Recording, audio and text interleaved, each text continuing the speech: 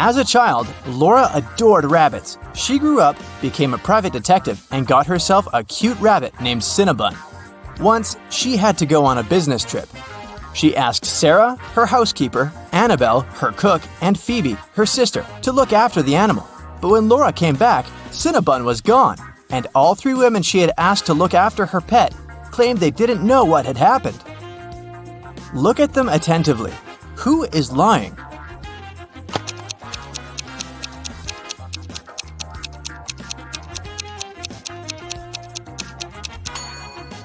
It's the cook. See, it's Cinnabon's collar in her pocket. Well, Laura noticed that too. When Annabelle realized she had given herself away, she broke into a run. Laura dashed after her, but she couldn't catch up with the woman. Luckily, the girl noticed Annabelle run into a gym. She ran inside too. A security guard stopped her. Apparently, all members of this exclusive sport club were supposed to know a special passphrase to enter the facility.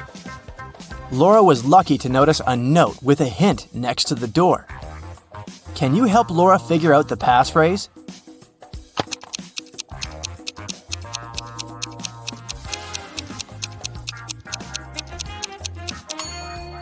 That's "for once in my life." And it was the correct answer. The guard let Laura through. The girl searched everywhere, but didn't find Annabelle. But wait, the showers. When she entered the bathroom, she realized there were 3 people taking a shower there. But a moment later, she noticed that one person only pretended to be cleaning themselves. Who was it?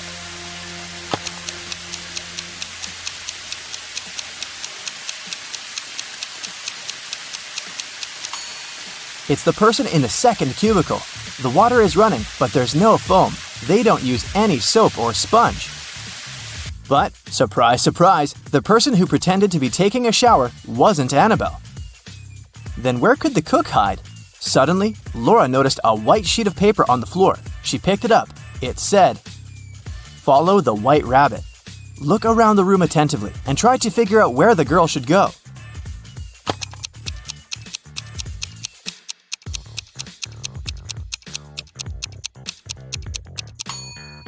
See those bunny ears on that door?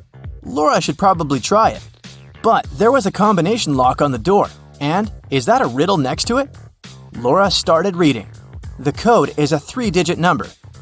682. One number here is correct and well placed. 635. One number is correct but in the wrong place. 206. Two numbers are correct but in the wrong place. 738. Nothing here is correct. 780. One number is correct but in the wrong place. Can you help Laura figure out the code?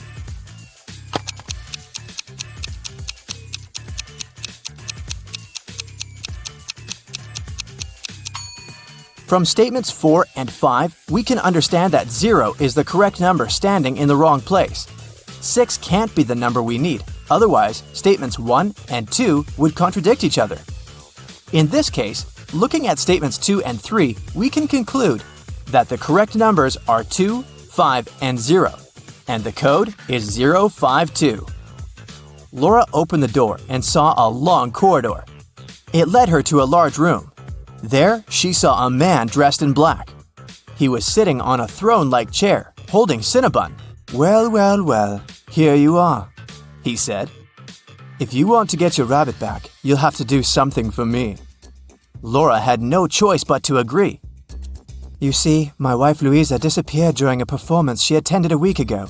Your task will be to find her." And the man gave Laura all the details. The girl questioned 3 witnesses. Dorothy said she had gone home right after the performance and hadn't noticed anything weird. Alina said that she had seen Louisa leave during the break with a tall blonde man.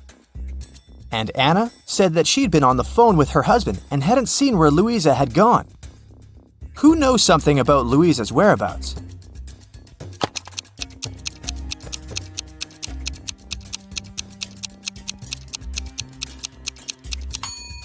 Alina. Look, during the intermission, she wasn't wearing her glasses. Neither did she have her lenses on. Look at how clumsily she moved. But then, How could she see Louisa leaving with a man? After Laura pressed Alina, the woman cracked. She admitted that she had seen some woman pulling Louisa away, but she was afraid to tell the truth since the woman seemed extremely unfriendly. Alina gave Laura a piece of paper the woman had dropped, but whatever was written there, it was a cipher. Can you help Laura crack it?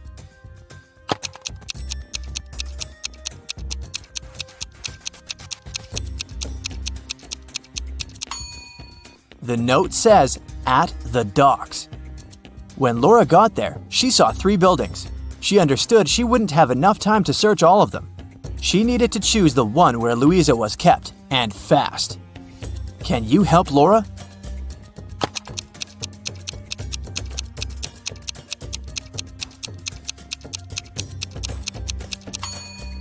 Look at the dark blue construction attentively. Next to the window, there's the word "help" scratched with some sharp object. After looking around the building, Laura found 3 keys. She needed to figure out which one of them fit the lock. Hurry up!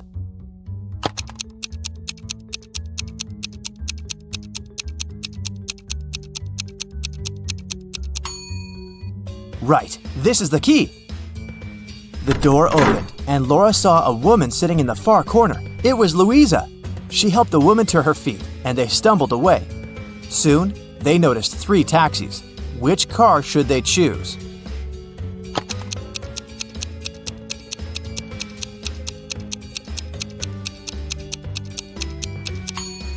The first one doesn't have a license plate. That's suspicious. And the driver of the second taxi is the very woman who took Louisa away a week ago. She's wearing a fake mustache and a baseball cap, pretending to be a man. Laura and Louisa should choose the third taxi. But luck wasn't on their side that evening. The car broke down before they could get to Louisa's husband. They had to walk. There were 3 paths in front of them. One led to a swamp. Toxic gases were floating all over the surface of the water. The second road was filled with poisonous plants. And over the third path, the air was swarming with agitated wasps. Which path should Laura and Louisa opt for?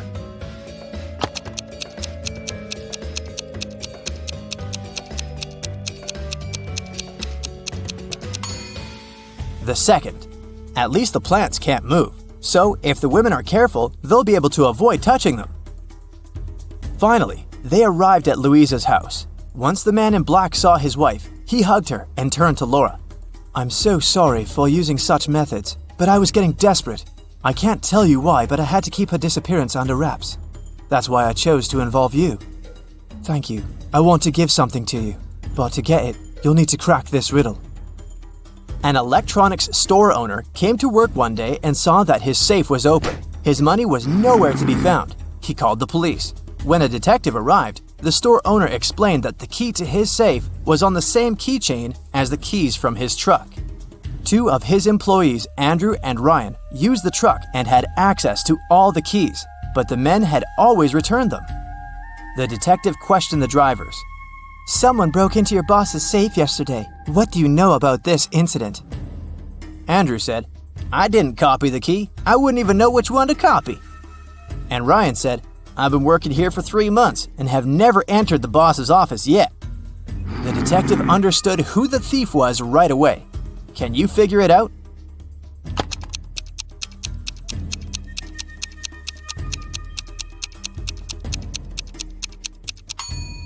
Andrew stole the money. The detective didn't say how the criminal had opened the safe.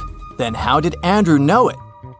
Laura got the answer right. The man handed her Cinnabon and a brand new smartphone, but it was protected by a password.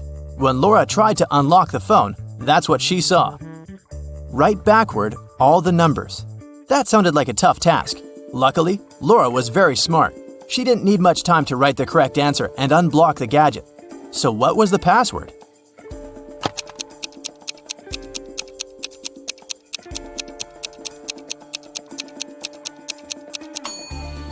SREBMUNEHTLLA. That's all the numbers written backwards. She couldn't believe her eyes. She'd been dreaming of this all her life, but to get it, she'd have to set off on a very unusual journey.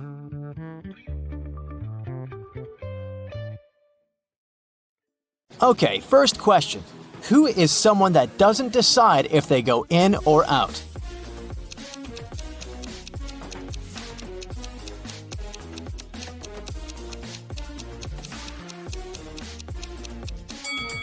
That's a prisoner. And today, you're going to be a true detective solving some prisoner riddles.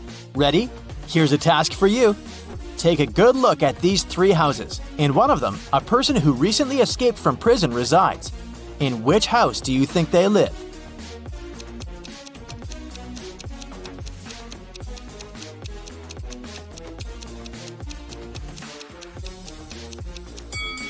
If they just escaped from prison, they're very alert and surely ready to flee immediately and as fast as possible. Look at the way the cars are parked. 2 are parked with the back facing the road and 1 is pointing towards the street. If a car is parked pointing towards the street, it's faster to drive out, so it must be the runaway prisoner's house. A prisoner has a chance to escape prison. He has a choice of 2 doors. Behind one, there's freedom, and the other one leads back to his cell. He doesn't know which is which. In front of either door, there's a guard. One of them always lies and the other always tells the truth. But again, he doesn't know which one is which. The prisoner can ask one question. What question should he ask to get out?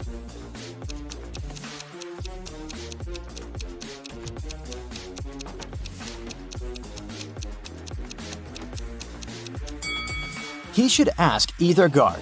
Is the lying guard in front of the freedom door? If he says yes, there are 2 options. Either he's telling the truth or he's the liar, and so he stands next to the cell door. In any case, the prisoner should pick the other door. If the guard says no, then it's either the truth and the door is then the freedom door, or it's a lie, but it still remains that it's the freedom door. So, in a case of a no, the prisoner should pick that door. A prisoner is trying to escape. He managed to leave the cell and found an underground tunnel, but it only led him to 3 doors. All of them didn't look safe. Behind the first door, there were 2 guards who would see him and take him back to prison.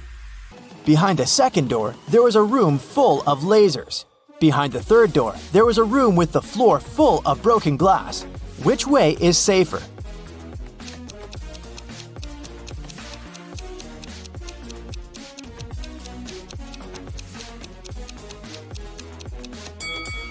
The prisoner should pick the last door. The floor is covered in broken glass, but he's wearing shoes, so it can't cause him much harm. Another prisoner is trying to escape, and he almost succeeded. There are now 3 doors in front of him. Behind one, there will be 3 hungry and angry dogs. Behind the second door, there will be an explosion in 5 minutes. Behind the third door, there's a guard. Which door should the prisoner pick to get out successfully?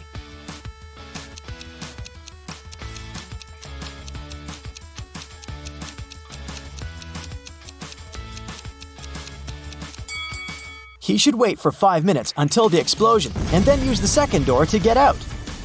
Now here's a logic puzzle. An inmate had a visitor. A guard asked him who it was and he said, "I don't have any siblings. This man's father is my father's son." So who visited the inmate?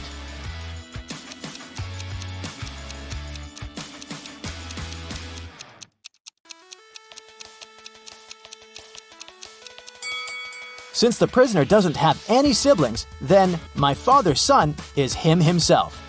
And he is the father of the guest, so the guest is his son. An inmate got sick, and now he has to take pills to keep his illness under control and also not to infect anyone else. He got 3 pills which he has to take every hour. How long will it take him to take all the pills?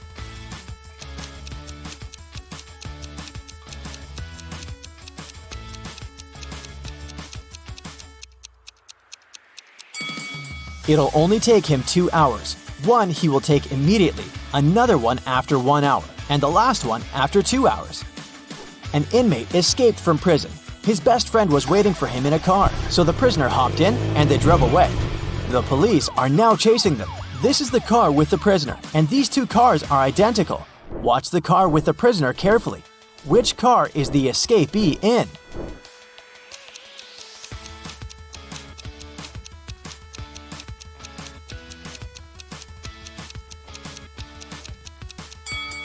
It's the one on the left. Okay, now it's going to be even harder. Watch the car again. They'll go faster. Which one is it?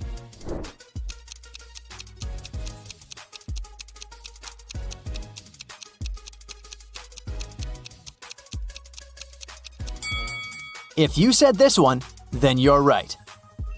Okay, one last time. And will you catch the prisoner? Watch the cars carefully. Which one is it?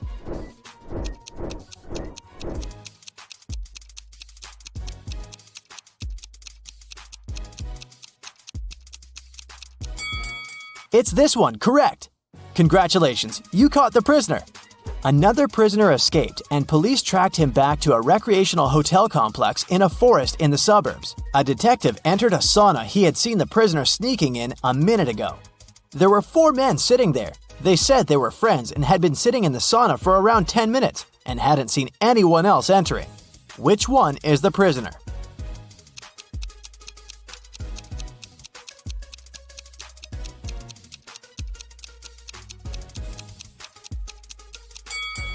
It must be this guy.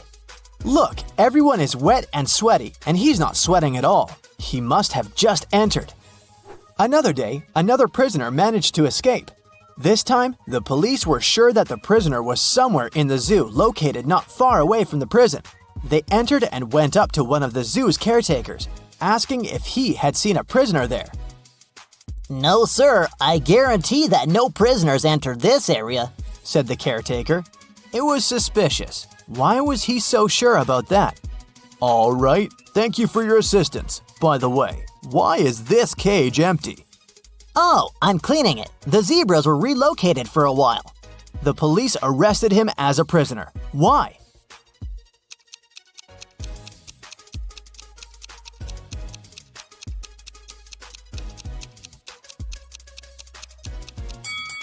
The sign on the cage says that it's the cage with camels. If he was a real caretaker, he would know this. Now, I'll be showing you several houses, and your task is to determine in which house a criminal lives. For example, look at these two. Which room belongs to a criminal?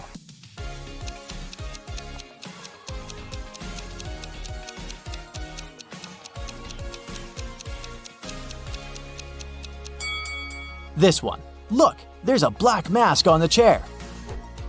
What about these two houses? Do you see something suspicious?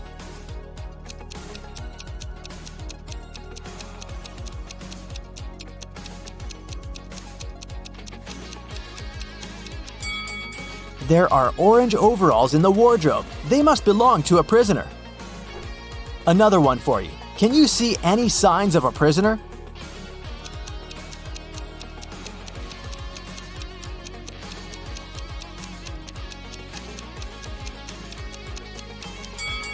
Look, there's a huge bag with money hidden. This is the place. There are 4 prisoners who get a chance to get out sooner if they solve a riddle. There are 4 hats, 2 black ones and 2 white ones, and everyone is aware of that. They stand like this. The first prisoner is in the front and can't see anyone. The second prisoner can only see the first one. The third prisoner can see both. Behind a wall, there's the fourth prisoner, who can't see anyone. Each one of them got a hat. None of them knows the color of their hat. They can only see others as described. Any one of them can make a guess regarding the color of their own hat. One attempt for all of them. But if the person gets it right, all 4 of them will get out. How can they do it?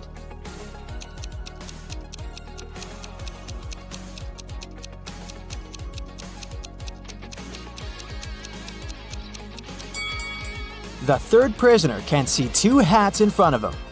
If they're the same color, then he knows his own hat is the other color.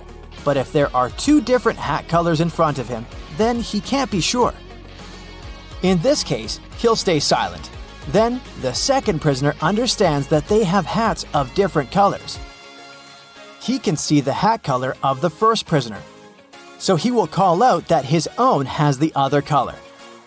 Now, Rosie and Peter are having a date. Both of them are pathological liars. The waiter asks their ages. Peter says, "I'm definitely not over 30. Rosie replies, "I'm 28 and Peter is at least 5 years older than me." Peter adds, "Nah, Rosie is at least 29. Can you figure out their actual ages?"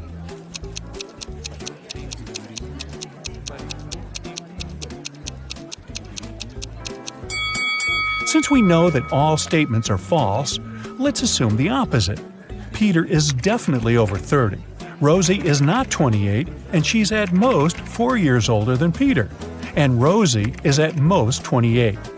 Now, from the first statement, we can conclude that Peter is at least 31 years old. The second and third statements tell us that Rosie is younger than 28. We also know that the maximum gap between their ages is 4 years. Therefore, Peter is 31 years old and Rosie is 27. Rosie arrives home from her date and makes herself a cup of hot chocolate. Suddenly, a soccer ball crashes through her window and breaks the mug. Rosie looks out the window just in time. She sees 3 neighbors running across the backyard, the Smith brothers. Their names are Miles, Mark, and Mike. The next morning, Rosie finds a note in her mailbox. It says this: "Which one of the Smith brothers should Rosie question?"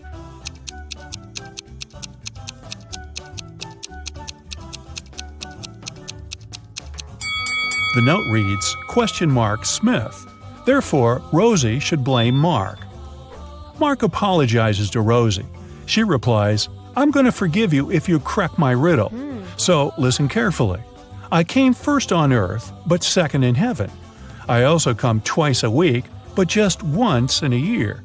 I stay away for months, but you can find me in February. What am I? Can you help Mark solve this puzzle?"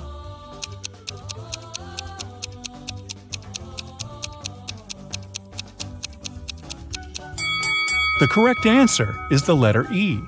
And for extra credit, will Rosie the liar actually forgive Mark? Someone robbed Rosie's house yesterday.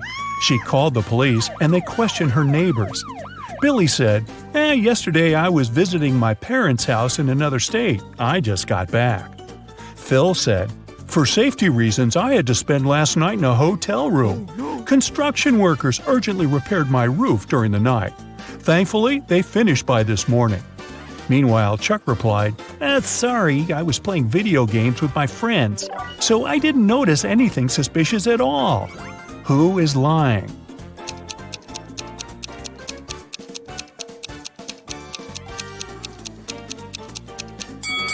Phil. The roof reconstruction should have been finished, but it still looks like a mess. Ooh. Rosie wants to win a college sports grant, so she trains very hard every day. Take a look at her rivals. Can you predict who's going to win this particular competition?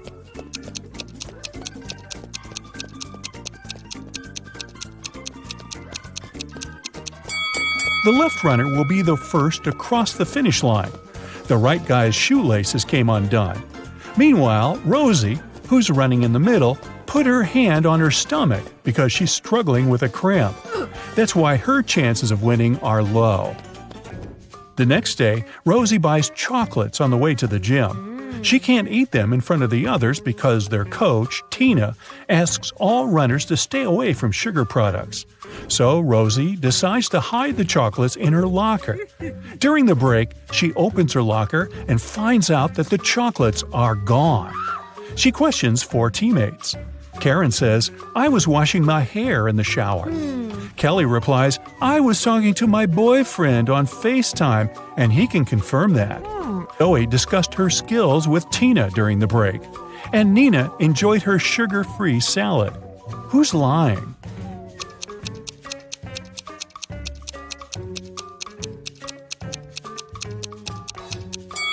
It's Karen. Her hair is dry. What? Rosie is walking home from her training late at night. Suddenly, she sees a sad young lady sitting at a bus stop. The lady got wet in the rain, and the buses are no longer running. Rosie feels sorry for her and says, "My home is nearby. Would you like to have a cup of hot tea?" The lady agrees. As soon as they enter her home, Rosie turns the light on. That's when she realizes that her guest is very dangerous. How?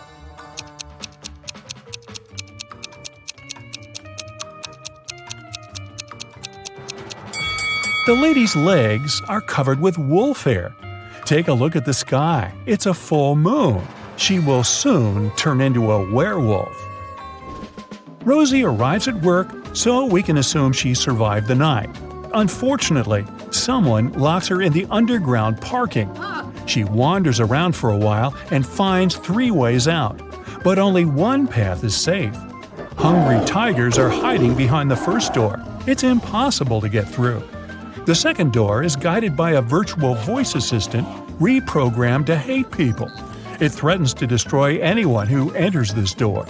And the third passage is filled with toxic gas that makes all mammals pass out immediately. Which door should Rosie choose?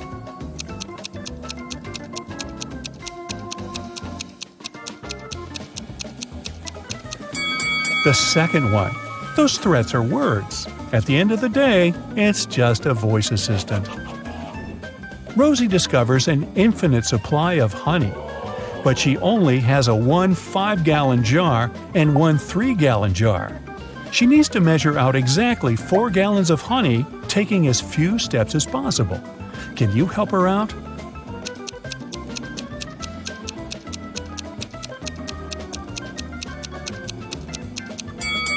Yep, this can be done in 6 steps.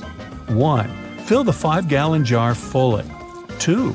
Now pour the honey from the 5-gallon jar into the 3-gallon jar. After that, you still have 2 gallons of honey in the bigger jar. 3. Now empty the 3-gallon jar. 4.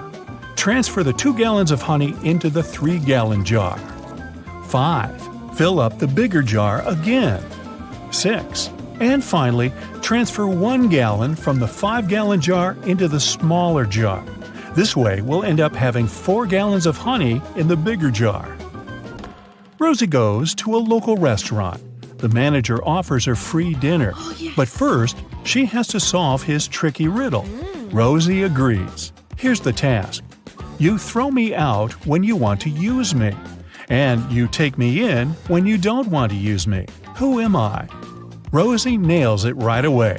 Can you solve this mystery too?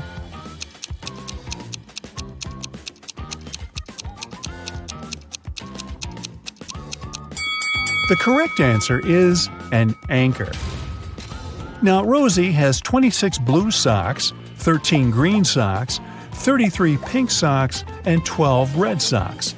She keeps them in her drawer. How many socks would she have to pull out in the dark to make sure she had a matching pair?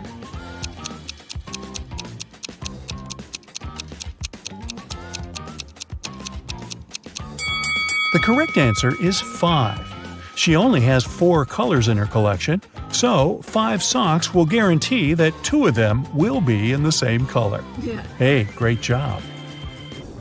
Rosie has 4 siblings: Alex, Sarah, Nina, and Willow. All 5 receive some gifts from their relatives on Christmas Day. Rosie opens 25 gifts, while her brother Alex only 24. Meanwhile, Sarah opens 8 gifts, and Nina only 1 gift. Can you predict how many gifts Willow would open?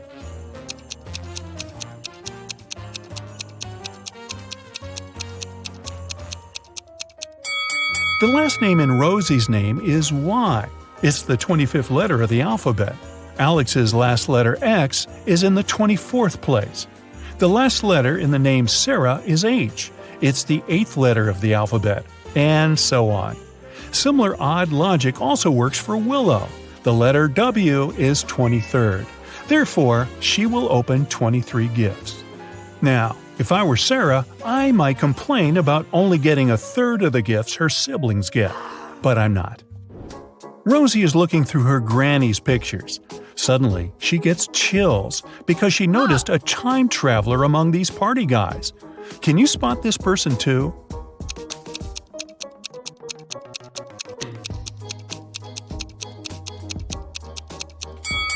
This picture is from the 70s, but this guy on the left has a modern cell phone in his pocket. He's definitely not from this era. Rosie wants to get into her boyfriend's apartment building to prepare a surprise for his birthday. Unfortunately, she has forgotten the 5-digit code, but she still remembers these 5 clues. The sum of the 5th number and the 3rd number is 14. The 4th number is 1 more than the 2nd. The first number is 1 less than twice the second number.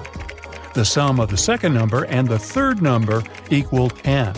And finally, the sum of all 5 numbers is 30. Can you help her crack the code?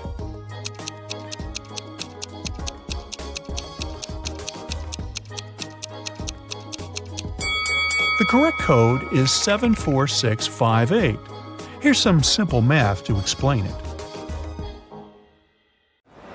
Regina and Claire went to a shopping mall on the weekend to buy some clothes. Regina saw an escalator going down with a big banner that said "Huge sale! Everything 99% off!" Of course, they hurried there. Who wouldn't? But as soon as they headed there, everything faded out. The mall and the part of the escalator behind them vanished. It got all dark, and they had no other option but to go where the escalator would take them. They arrived at a place where they couldn't see anything. Regina yelled for help. Suddenly, 3 signs appeared in front of them. The first one said, "This leads to a sea filled with flesh-eating mutant sharks." The second went, "This leads to a forest with brain-sucking zombie mosquitoes." And the third one said, "This leads to a cave covered with sharp rocks and bats with giant claws." Which one should they choose?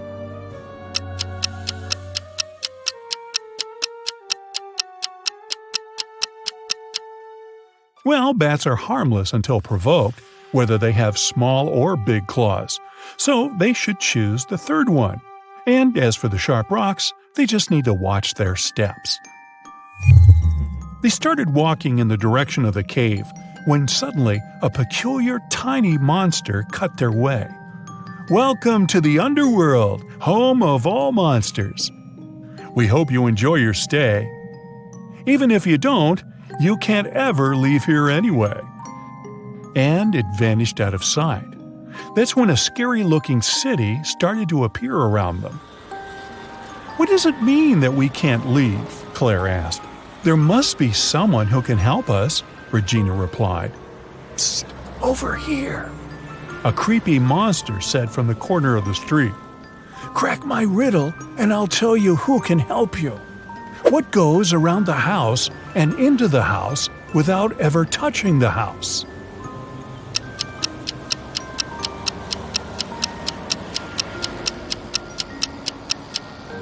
It's the sun. So, if you want to see it again, go to the restaurant called Cantina Hella and find the only human there. He might help you. And the monster left. Regina and Claire found it, but a bodyguard stopped them at the entrance. "Password?" "We don't have it," Regina said. The bodyguard handed them a piece of paper with these numbers on it. The number that comes next is the password. Can you figure it out?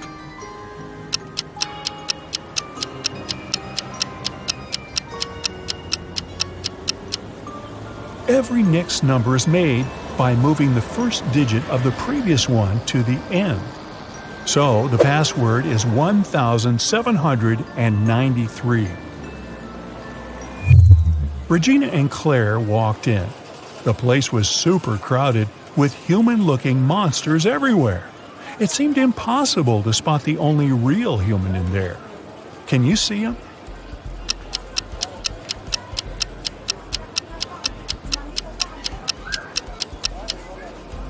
Well, the others may look human, but if you take a closer look, you can see their tails, fangs, horns, and all that. But this guy here doesn't have any of that. So he must be who they're looking for. Regina and Claire approached the man. His name was Eddie. They told him all about what they'd been through. He said, "I know how you can get back. I do travel to Earth and back here all the time. I'll help you. Meet me here in an hour." Then he gave them his card and left. On it, there was strange writing. Can you decipher it?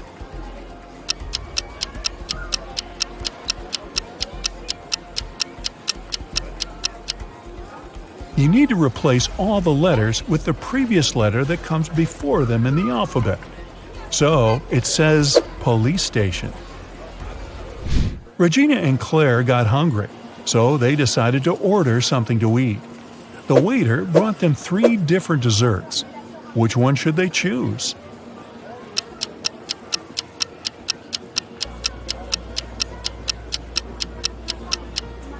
Did you notice that the eyes on the first one are actually blinking? I wouldn't eat that. And the teeth inside the second one are real.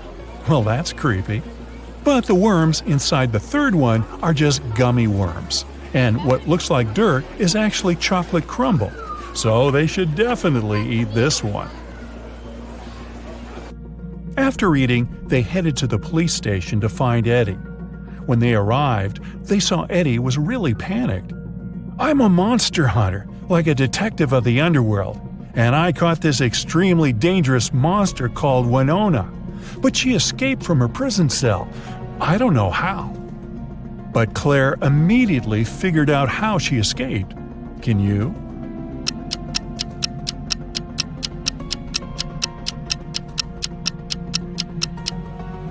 Look at the poster on the wall. It's moving slightly.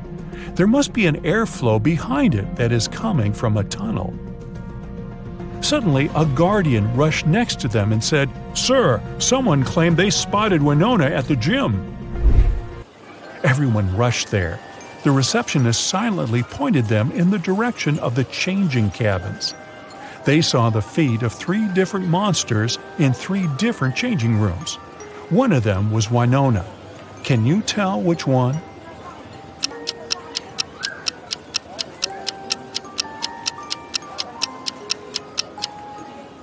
Do you remember what the other prisoners were all wearing? The monster in the third cabin is wearing the same thing, so she must be Winona. Eddie kicked the door of the third cabin, and there she was.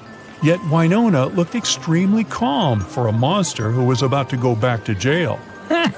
Not so fast, she said, and created 4 clones of herself. Now there were 5 Winonas in front of them. I will give you a hint about who the real me is and let you take me back to jail only if you agree to place me in the most luxurious cell. All the Winonas said at the same time. Eddie had no choice but to accept. The first and fourth clones said that number 5 was the real Winona. The second and the third clones said that number 1 was the real Winona. And the fifth clone said that number 2 was the real Winona. Only one of these statements was true, and the other 4 were lies. So, can you tell which clone is actually the real one?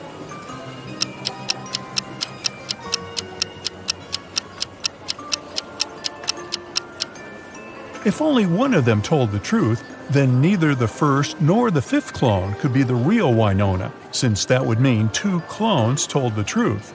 Nor could the real Winona be the third or the fourth clone, since that would mean no one told the truth. So the only way one of them told the truth is if the second clone is the real Winona. After Eddie placed Winona in her new luxury cell, it was time to help Regina and Claire get back home. He took them to a place called the Hound Tattoo Studio and explained that the only way they could go back home was to get a key-shaped tattoo, which would open a portal to Earth. The tattoo artist showed them his key symbols catalog and said each different key shape opened a portal to another land, and they needed to pick the one that would open a portal to Earth. Because if they can't, nobody knows where they travel. Can you help them?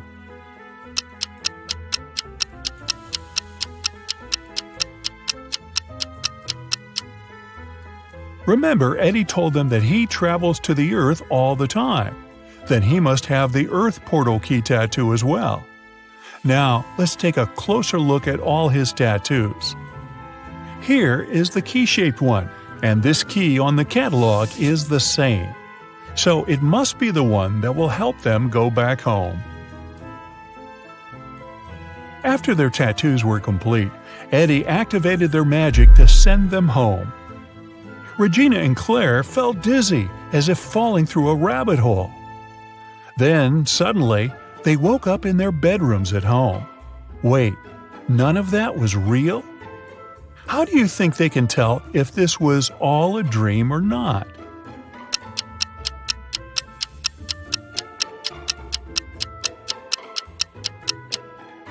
Simple. They should just check if they really have tattoos now.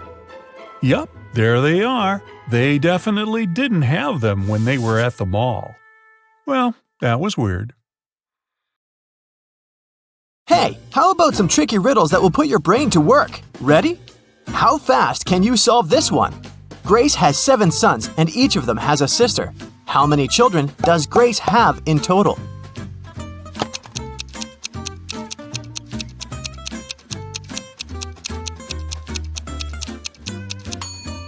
The answer is 8. I bet all the sons have the same sister, so 7 sons plus 1 sister equals 8 children. Stephen's family was away this weekend, but he was found unconscious outside his mansion. Investigators had 3 main suspects. All of them were in the house when it happened. The first person was Maya, but she claimed to be innocent. "I was cleaning the house in the morning and I took a nap in the afternoon," she told the investigators. John, the butler, said, "I was told to check the food inventory in the afternoon." And the last person to be interrogated was James, the driver. He claimed he'd been far away from the house that day. Yeah, I was driving the boss's children to a garden party. Which of these people do you think is guilty?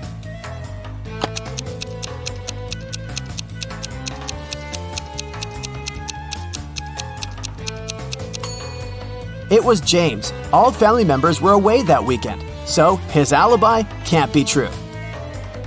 What English word has the same pronunciation even after you take away 2 of its 3 letters?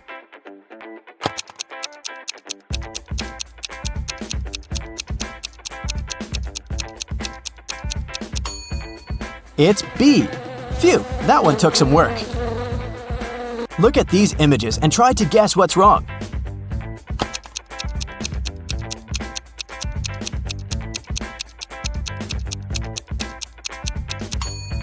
Duh! In the last picture, the woman is trying to eat soup with a fork.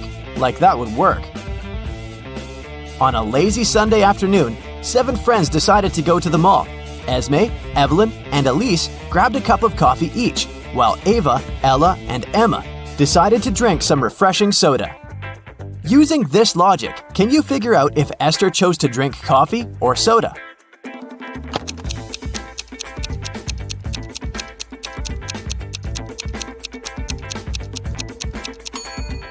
Esther is drinking coffee. The secret is in the girl's name. Esme, Evelyn, Elise, and Esther all have 2 letters E in their names, just like the word coffee. There were 4 pairs in the basket and 4 people in the room. Each person took 1 pair. In the end, there was still 1 pair left in the basket. How is that possible?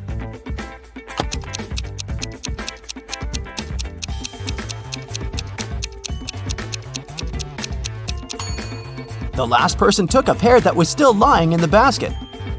Mary's birthday was coming up and she decided to treat herself to a relaxing day at the spa. During a massage, Mary dozed off. When she woke up, the money she had in her purse was missing. Oh no! Mary had 3 suspects. The cashier, Erica, claimed, "I was having lunch in the back." Catherine, the masseuse, said, "I went to the back of the store to get some extra oil." The last person was Monica. She was another customer. She said she hadn't seen anything and had just been waiting for her appointment. Can you tell which one is the culprit?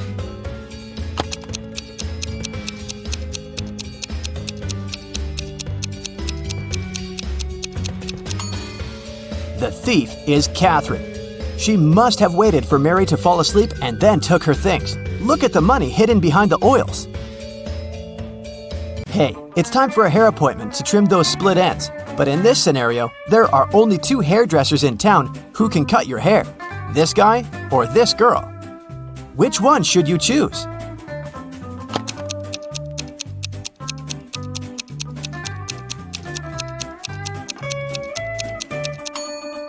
The girl, of course. If there are only 2 hairdressers in town, that means they cut each other's hair. And judging by the haircut the guy gave the girl, it looks like he doesn't really know what he's doing. If a rooster lays an egg on top of this cabin, in which direction will it roll?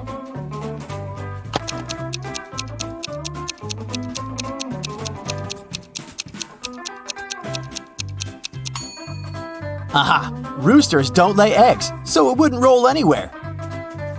The shopkeeper of an expensive skincare store called the police because someone had robbed his business. He didn't notice the culprit, but according to the security camera footage, there were 3 customers in the store at the time of the robbery. Police officers questioned each of them. Michael said he'd been buying some stuff for his pets. The second suspect, Kayla, was looking for ointments and some aloe vera gel. The last person, Rachel, told the interrogators she'd been busy looking for lotions. Can you tell who's lying?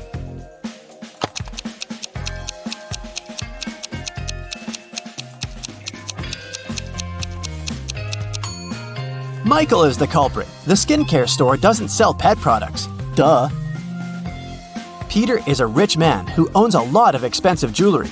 One day, he woke up and noticed that all of it had been stolen. Uh-oh. He called a private detective to solve this case. Peter's wife Carla was the first one to be interrogated. "I was showering at the time," she said nervously. Bianca, the housekeeper who'd been working for the family for years, was not in the house. She said, "I was cleaning the garage." The last suspect was Barb, the house chef.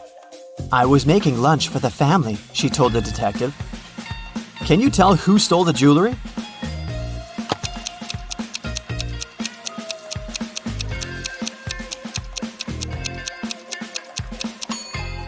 It was Barb, of course. She claimed she was cooking lunch, but the crime happened at night. A man lives on the 80th floor of a high-rise building. On rainy days, he takes the elevator all the way up. But on sunny days, he only takes the elevator halfway to his floor. And then, he takes the stairs the rest of the way. Why does he do this?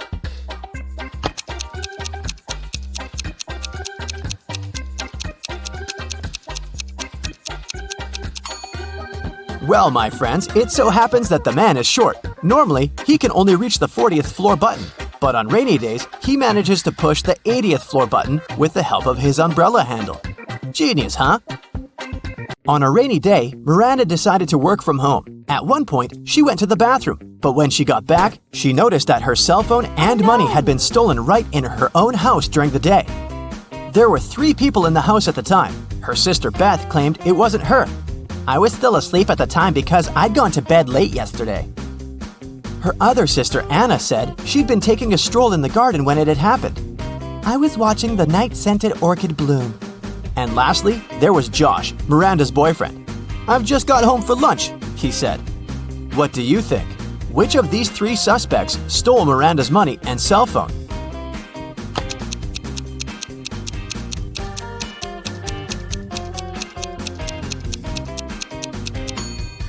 Anna is the culprit, of course. Night-scented orchids only bloom at night, so she probably sneaked in and grabbed Miranda's things while the girl was away. A farmer rode into the village on Monday. He stayed in the village for 4 days and rode out on Monday. How is that possible?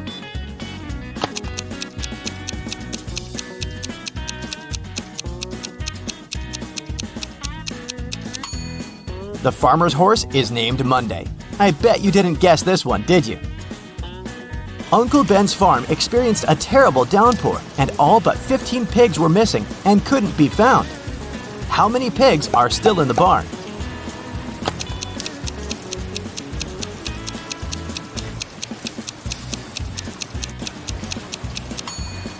If you said 15, you got it right.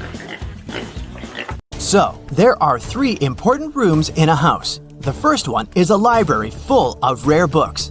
The second room stores piles of money and gold. And the third room has boxes full of expensive jewelry in it.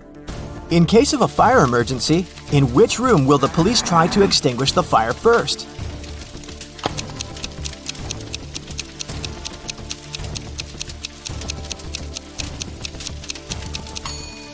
The correct answer is none.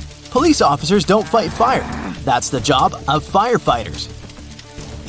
Virginia accidentally sent an email to her boyfriend instead of her best friend. She didn't want her partner to see it, so she took his laptop while he was sleeping and tried to delete the message. The laptop required a password to unlock. Luckily, there was a post-it with a hint. History, 3. Music, 5. Book, 2, 3, 1. Yellow, 1. What's the passcode?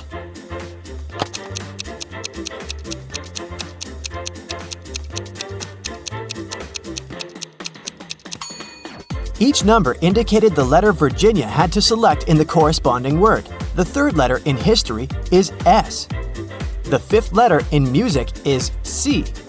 The second, third, and first letters in book are O, O, and B. And the first letter in yellow is Y. The password is Scooby. That's all for today, folks. Hope your brain is good and functioning after all these sharp riddles. See you next time! Mr. Riddle is an old-fashioned aristocrat. He invites a landscape designer, Bella, to do his chic country mansion. Okay. He says, "Your task is to plant 7 trees. I will triple your paycheck if you find a way to plant exactly 6 rows of trees in a straight line. Also, each row should have 3 trees in particular." Do you have any idea how Bella can accomplish this task?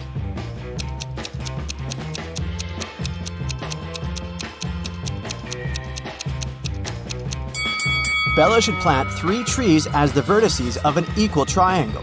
3 more trees should be planted at the center of each side of the triangle. The last tree should be planted at the center, and voila!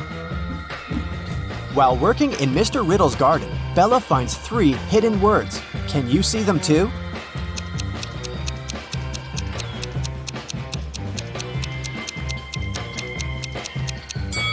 There are 3 hidden words here: tree, farm, and plant.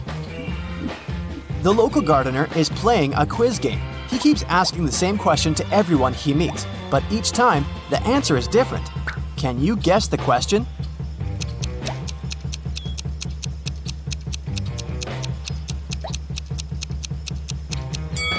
The question that the gardener asks is, "What's the time?" Later that night, Bella is heading to the local nightclub. On the way, she spots 3 mistakes in the picture below. Can you see them too?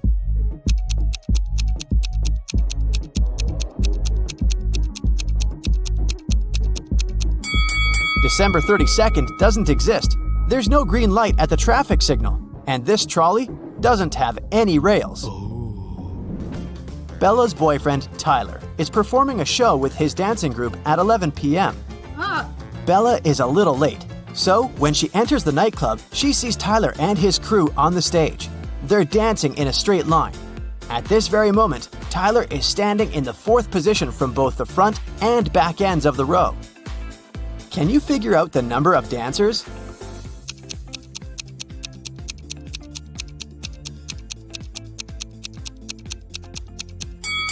There are 7 people in Tyler's dancing group, including himself.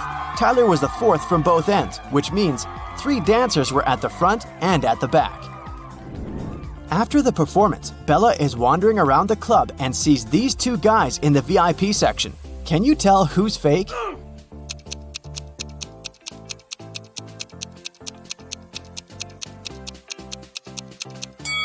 The guy on the left. His reflection doesn't say anything, but the guy on the right is wearing a suit and has some cash in his pocket. So he's probably just having a bad day. The next day, Bella receives an invitation to have dinner with Mr. Riddle. Bella agrees and arrives at his house in the evening. She enters the dining room and spots 4 weird things right away. Can you see them too?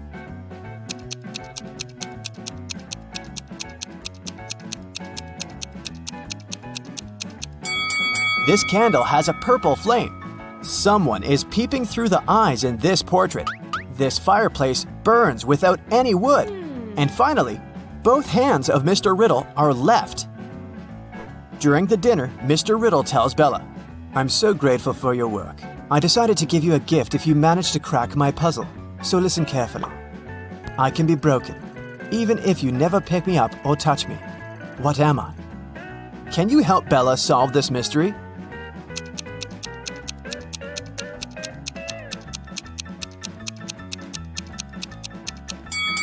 The correct answer is a promise. Bella cracks the riddle and receives the promised gift from Mr. Riddle.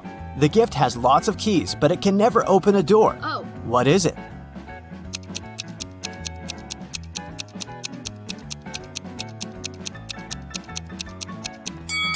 The correct answer is a piano. Bella enters Mr. Riddle's library. Suddenly, he locks the door. The windows are locked too, so Bella is trapped inside the room. She looks around and finds a secret exit. Yes! Can you see it too?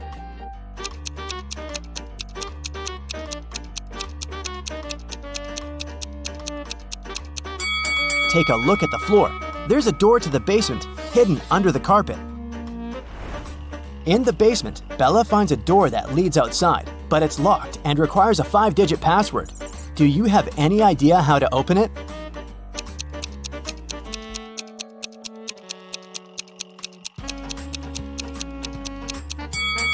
The note on the wall has a hint.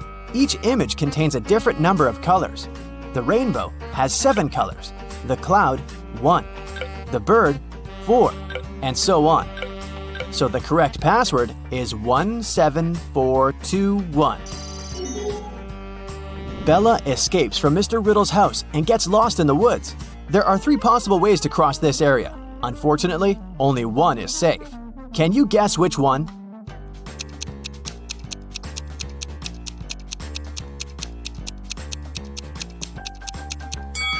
Bella should pick the second path to survive. Bella arrives at the nearest village in the mountains. She enters the local diner to call the police, but she regrets her decision as soon as she gets inside. Why?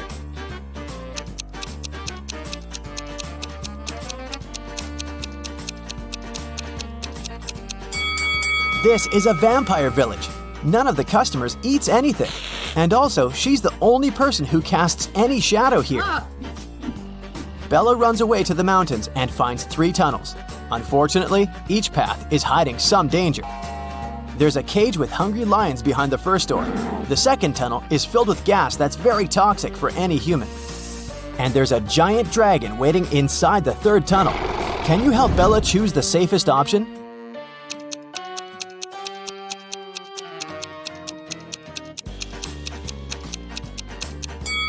Bella should choose the first tunnel. The lions are in the cage, so she can just walk by and escape.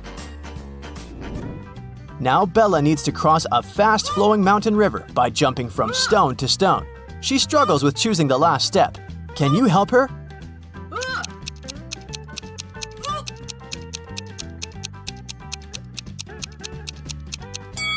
Each stone has a particular number: 1, 2, 4, 7, 11, 16. This sequence is formed by adding the numbers 1, 2, 3, 4, and 5. Therefore, the remaining stone should be 16 plus 6. So Bella should choose the stone 22. Finally, Bella finds a highway. 3 people offer to give her a ride, but only one of these guys is reliable. Can you guess who?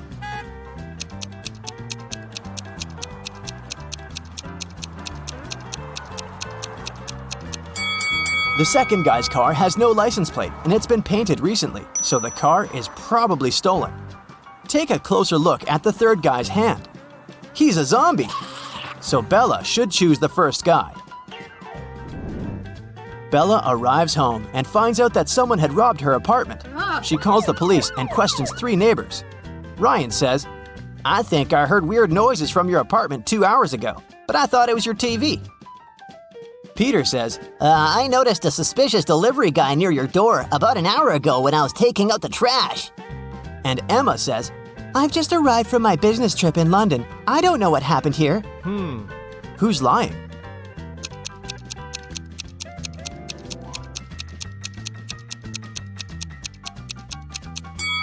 Peter said he took out the trash an hour ago, but he still has a full garbage can in front of his door. And the flies around it tell us that this bag has been here for a while. Therefore, he's a liar.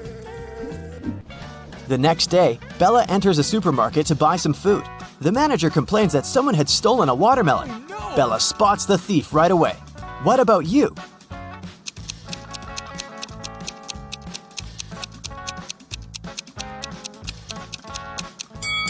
This fake basketball player is the thief. The ball shouldn't have any zip. Bella is walking down the street. She passes by 3 guys who are busy washing their cars. In a while, Bella realizes that her wallet is gone. She returns to the guys and asks, "Has anyone seen my wallet?" All 3 guys answer no, but one of them is a thief. Can you guess who?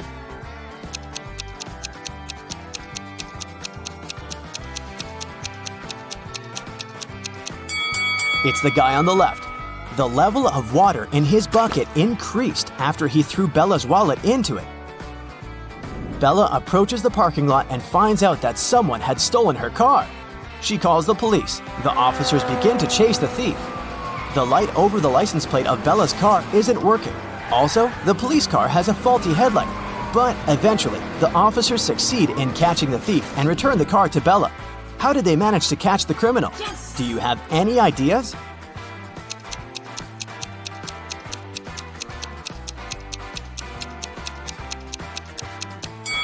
It was daytime, therefore they didn't need any headlights or lights over the license plate. Bella comes home and opens her fridge to grab some snacks. Right away, she begins to yell at her boyfriend. "Tyler, you ate my food again!" Tyler replies, "No, I didn't." Can you guess who's lying by looking at these two pictures?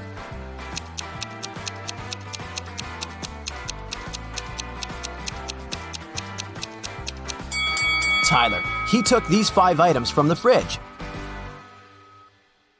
Annika received a letter where someone asked her out. The letter was sweet, but it wasn't signed, so she didn't know who it was. She was guessing 3 guys. All of them were her college friends. Who do you think asked Annika out?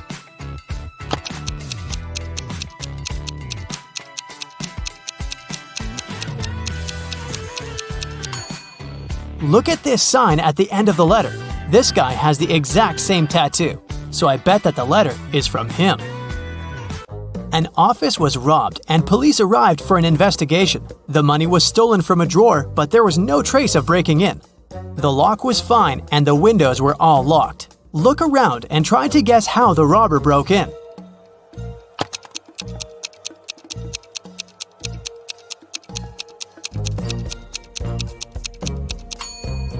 Look at the ventilation gate. It's slightly open. The robber must have used this way to get into the office and get out. A police officer was following a robber around the city. Suddenly, the robber entered the hospital and disappeared. When the police officer entered the building, there were 3 workers. One of them must be the robber who dressed up to pretend to be a doctor. Can you tell who?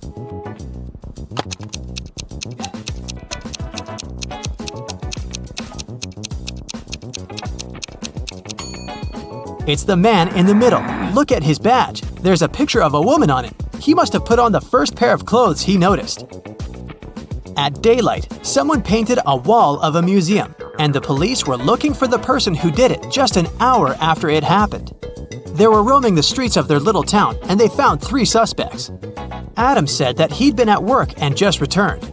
Carter said that he'd been busy painting his fence. Blake said that she'd been walking her dog and didn't know anything about what had happened. Who is guilty?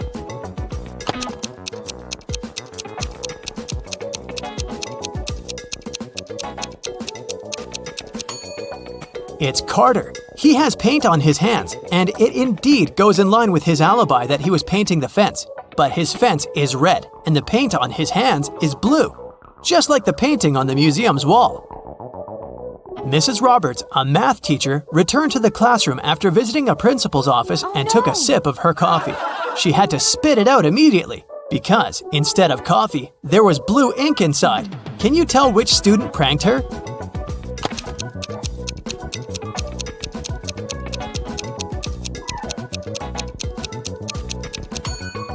It's this one. Look at his hand. It has ink stains on it. Mrs. Taylor works in a selection committee of a big organization specialized in sustainable and green development. There is an open position for a researcher and she's looking through the applicants. Many of them are fake, either sent by underqualified people or generated by robots. Her task is to filter out real applicants and she needs your help. Let's start with this one. What do you think? Is it a real application?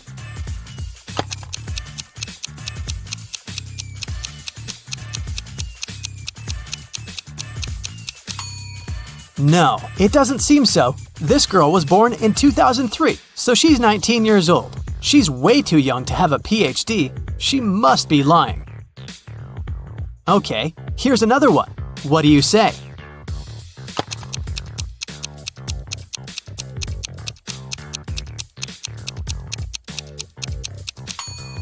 This seems to be another fake. Look at his birthday. There was no February 29th in 1991. This application must have been generated by a robot. Okay then, here's the next candidate for you. What's your call?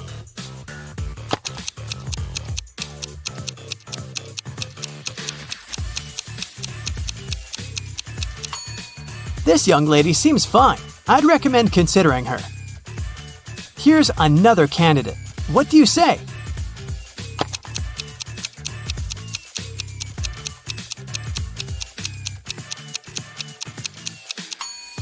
He seems fine to me too. Next one, this candidate. Do you see something suspicious, or is it all okay?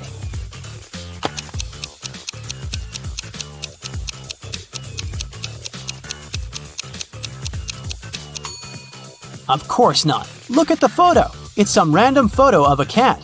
People don't use such pictures in their CVs. It must be a computer-generated fake. Okay, one last candidate to consider. In or out? What do you think?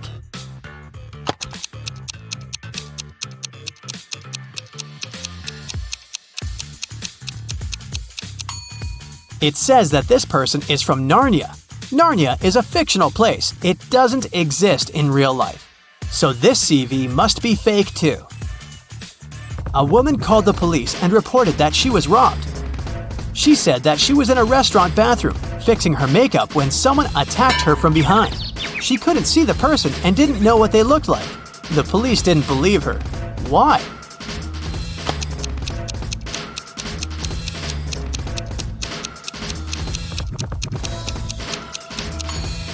The woman was fixing her makeup, so she was looking in the mirror. If someone tried to approach her from the back, she would definitely see the person. So she lied and made up the whole story. Mrs. Cook went on vacation with her 3 daughters, Kaya, Ruby, and Emma. They were on the beach, and Mrs. Cook had to leave to solve some business issues.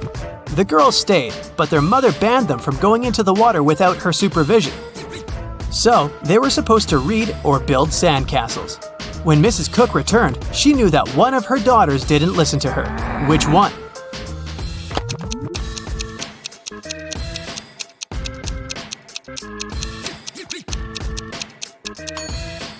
It's Kaya. Look, her hair is wet. This wouldn't happen if she didn't go into the water. There was a robbery in a neighborhood. Someone stole the seeds of rare and beautiful flowers from Mrs. Patterson, which she brought from abroad. The police interrogated several neighbors. Mr. Clark said, "I don't work in my garden at all." Mrs. Moore said, "Mrs. Patterson showed me these seeds and gave me a couple of them, but I'd never steal anything." Mr. Campbell said, "I'd mind my own business." Who stole the seeds?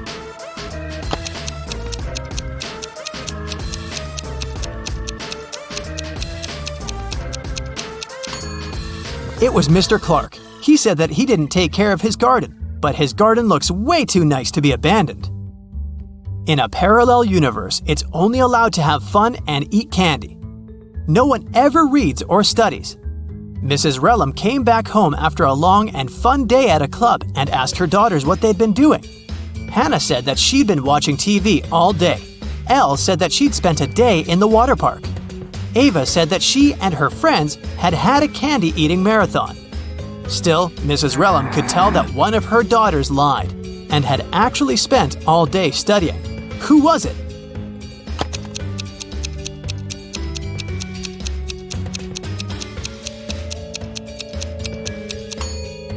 It was Hannah. Look, the TV is unplugged, but there's a book with her in bed. She's definitely been reading it. On the weekend, Kira and her friends were supposed to celebrate a birthday of a friend online, but Kira didn't feel like it and didn't show up. On Monday, in school, she explained that something had happened and she hadn't had electricity or internet all day. So she'd spent the day in front of the computer writing her midterm paper. Her friends didn't believe her. Why?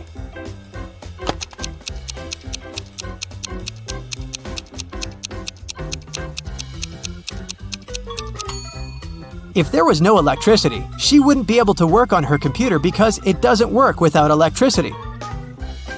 I'll keep checking how attentive you are, and here are some more tasks for you. Now I'll show you 2 apartments and you have to figure out which one of them was robbed. Ready to start? Here's the first pair. What do you say?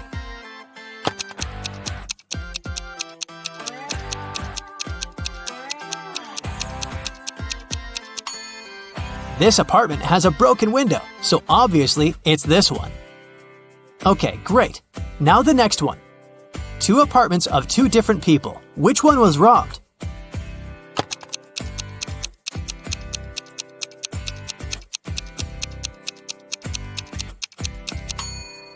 This one is way too trash to be a regular mess. I bet it was robbed. Another pair of apartments.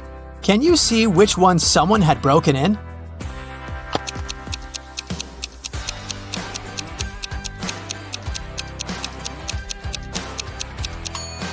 There are dirt stains on the floor. Someone was up here in boots. So I think that's the apartment that was robbed. Okay, we'll keep looking at apartments. But now your task is to say who do you think lives there? What profession does the person have? Let's start out easy. What about this apartment?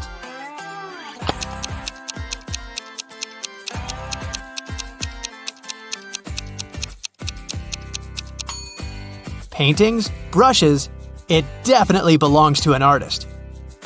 What about this one? Do you have any ideas?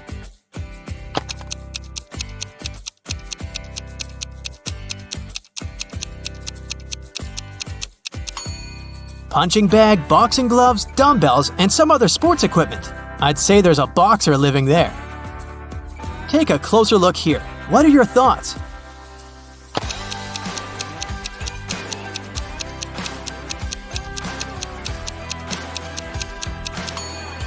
A huge desk, many monitors and keyboards, a microphone, a headset, posters of some video games. I bet it's a room of a gamer or streamer. What about this nice and clean room? Do you see something that could give away the profession of the person who lives there?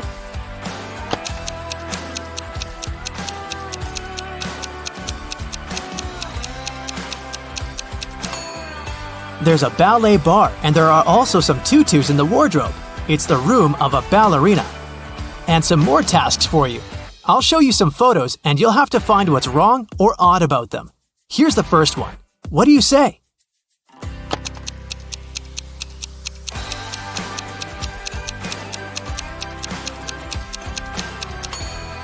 There are people on the surface of the moon, but they're not wearing any spacesuits. Another space-related picture. Do you see a mistake?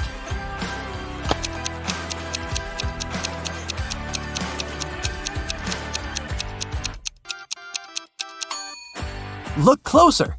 It's not the moon, it's Saturn. What about this photo? Do you see something odd here?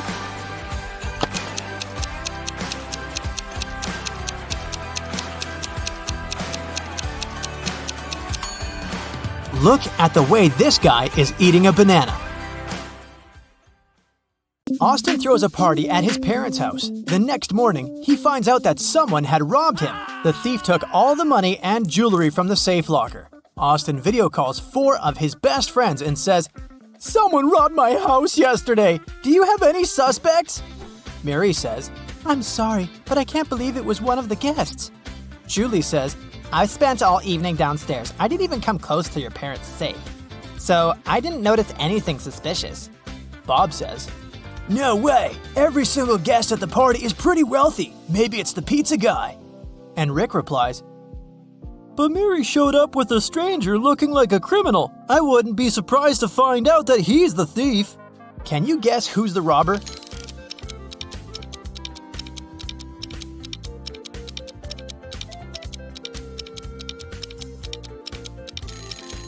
Julie. Austin didn't mention the safe. How did she know?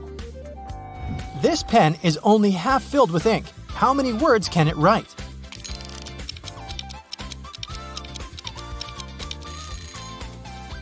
Pens cannot write even a single word. It's the person holding the pen who can write the words. One of these customers is not from Earth. Can you spot who?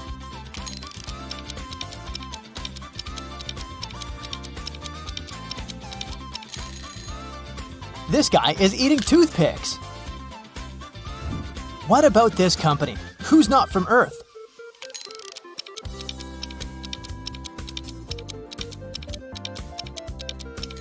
this person, who uses a laptop as a mug holder. Bobby, Stella, and Chris are having a roller skating contest in the park, but one of them is cheating. Can you guess who?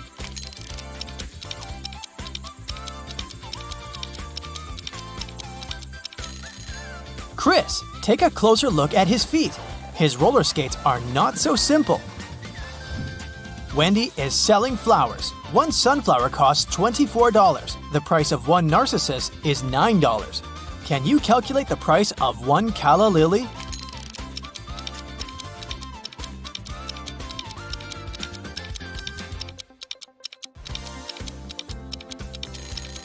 The price for one calla lily would be $1.50. Each flower costs $1.50 per petal, and a calla lily only has one petal.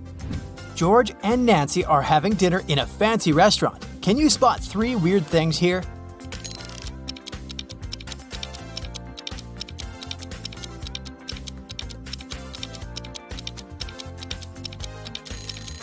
The violinist is using an arrow. There's a toad in these flowers. And this waiter serves a bitten apple. Emma, Ted, and Peter are having a speed swimming competition. Can you spot who's cheating?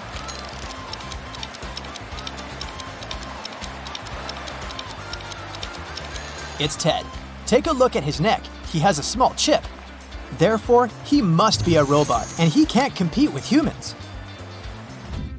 Andy and his wife Nancy go to sleep early tonight. In the middle of the night, weird noises from the basement wake Andy up. His wife is gone. Andy looks around the house, but Nancy doesn't answer. Andy goes down to the basement. Suddenly, a creepy clown pops out of nowhere and tries to grab Andy. But Andy just laughs and says, "Stop fooling around. I know it's just a prank." How did he know?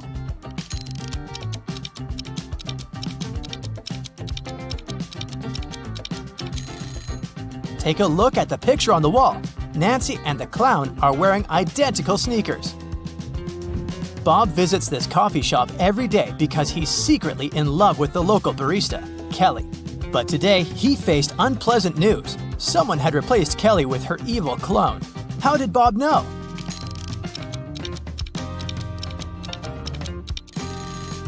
All Kelly's piercings and tattoos are gone, and no marks are left on the skin. Billy downloads a dating app to find his love. He finds 3 ladies and likes them equally.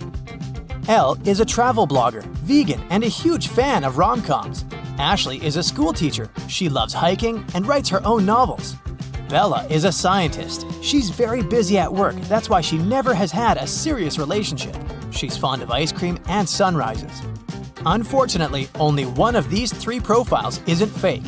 Can you help Billy ask the right lady out?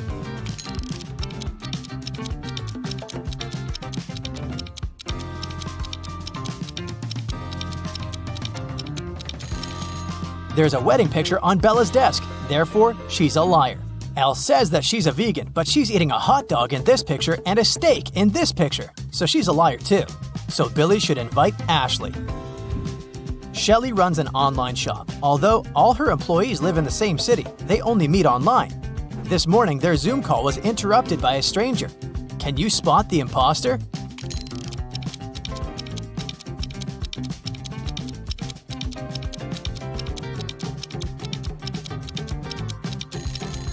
It's this lady. All employees live in the same city, which means in the same time zone. But take a look out her window. It's a deep night. Dan is hiking in the woods during the last weekend of March every year, but this time he gets lost. Dan wanders around and finds this sign. He should choose one of the 3 routes to get out of the forest. The first route leads through a village of mutants. They hate people and no one has ever managed to escape from them. The second route is across a very old suspension bridge located under a river full of toads and worms. The third route leads through the habitat of a large family of bears. Which way is more or less safe?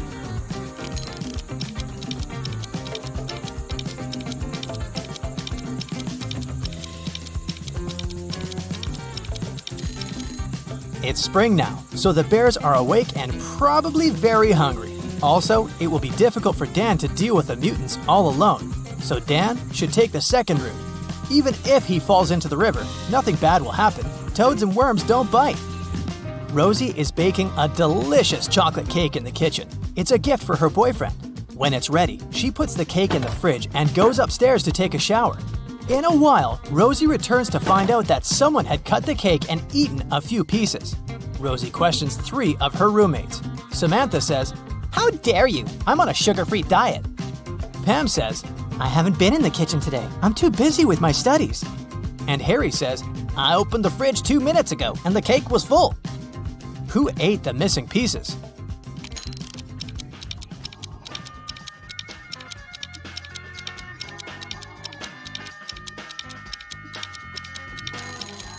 Nobody. The roommates pranked Rosie. The spoiled chocolate cake isn't Rosie's cake.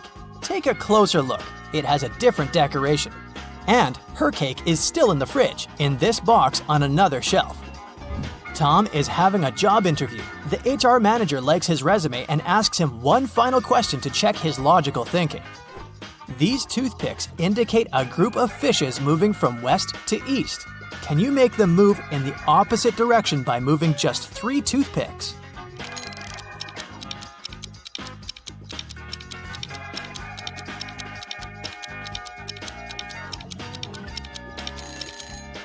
Here's the solution. Victor is riding a bicycle in the park. Suddenly, someone throws a spray can of blue paint at his head. Victor loses balance and falls. He finds 3 suspects and interrogates them. Alex says, I was just sitting on the bench and reading a book. Barbie says, I was skating and didn't see any paint cans. And Ashley says, I was painting graffiti, but soon I noticed that someone had stolen my blue paint. Who threw the paint at Victor?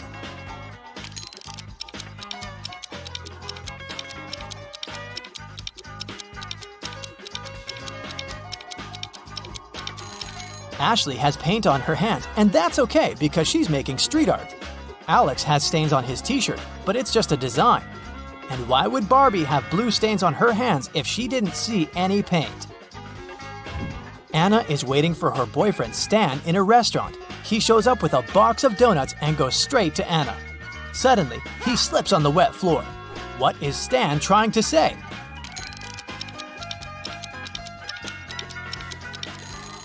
The donuts say, "Marry me?" Stan is proposing to Anna. Fred sits down at a barber shop. The hairdresser says, "You must be a visitor here. I love to cut strangers. It's better to serve 2 strangers than 1 local." Fred asks why. Can you guess the hairdresser's reply?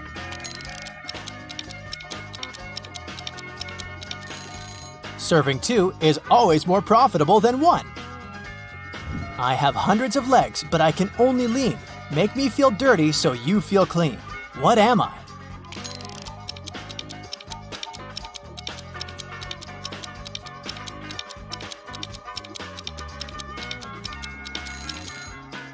I'm a broom. The CIA arrives at Chris's house this morning. They suspect that he's a criminal. He sells stolen art to other criminals via Instagram, but Chris denies everything. Having searched the apartment, the agents find his phone. There are 3 suspicious people among his followers. Can you spot the criminal?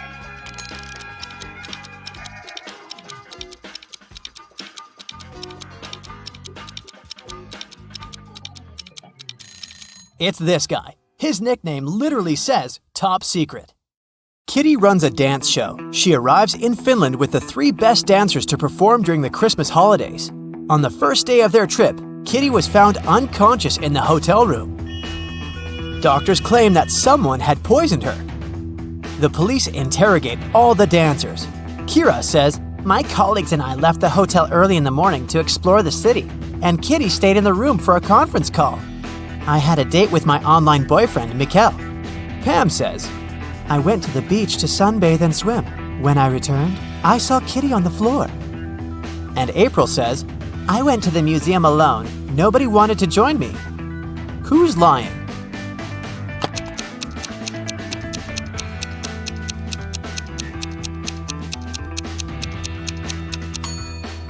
Pam. It's Christmas Eve, so it's too cold in Finland. She couldn't swim in the sea. Oh no! The police arrested Pam, and now Kira and April urgently need to find a new dancer for their show. They look through some profiles online and select these 3 ladies, Deborah, Sally, and Lily. But only one of them isn't fake. Can you guess who?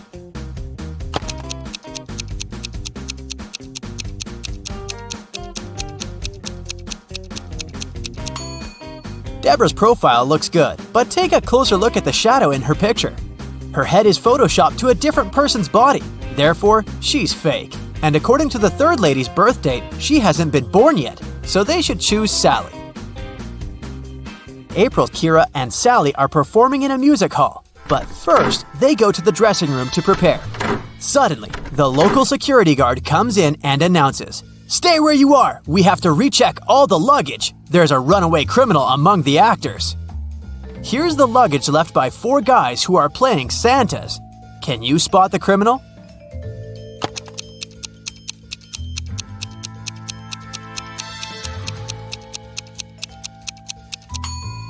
Santa never shaves, so the second luggage looks pretty suspicious because it has shaving cream.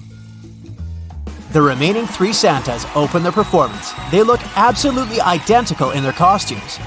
After the show, they go backstage and take off their beards and hats to drink some coffee. This is Carl, Peter, and George. After the break, they put on the costumes again and go to the after party. Can you decide which one of them is Carl?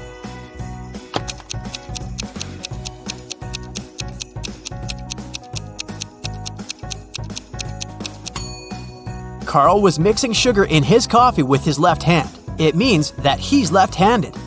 And this Santa signs an autograph with his left hand. Therefore, he's Carl.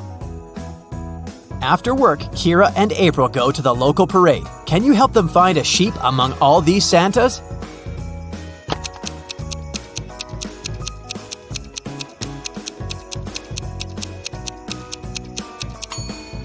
There it is. What about these reindeers? Can you see any bears among them?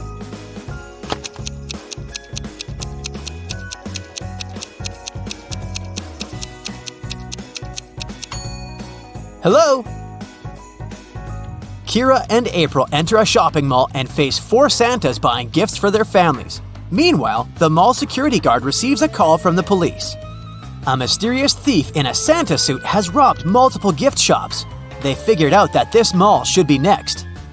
The guard asked everybody to stay where they are. Can you help him find the criminal?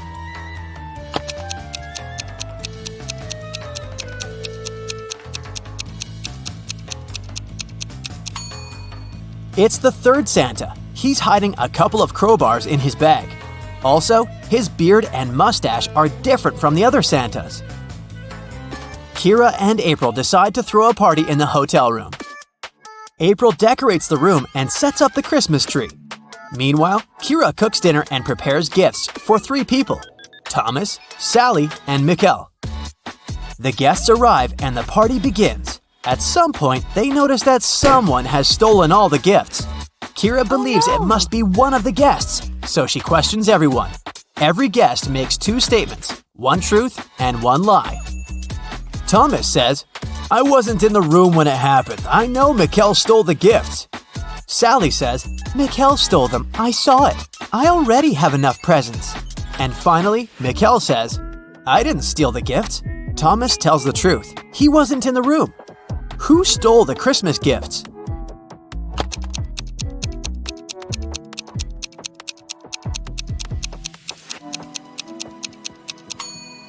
If Thomas is the thief, both of his statements would have been false, and if Mikkel is the thief, then all of Thomas's statements would have been true. Therefore, Sally stole the gifts. Frank is staying in a hotel room next to Kira. The day before Christmas Eve, she knocks on his door to borrow some toothpaste. The door is open, and Frank is lying unconscious on the floor. Later that day, doctors figured out that he was poisoned. Kira questions 3 people. All of them are Frank's roommates. Jeff says, "Today I've had dinner with my girlfriend. I only saw Frank in the morning, and he was feeling great." Thomas says, "We had breakfast with Frank in his room this morning. He was in a great mood." And Ellie says, "I've just returned. I had to buy gifts for my family, so I've been shopping all day." Who poisoned Frank?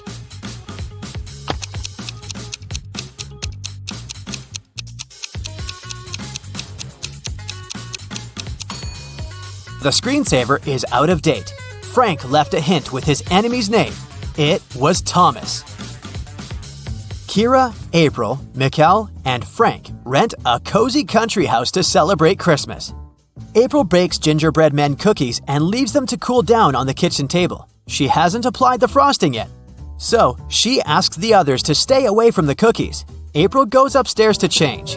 In 10 minutes, she returns and sees that someone took a bit off every cookie. April gets furious. She asks the others, "What were you doing within the last 10 minutes?" Mikkel replies, "I was building a snowman outside. I have no idea what was going on in the house." Frank says, "I was decorating the Christmas tree with these balls."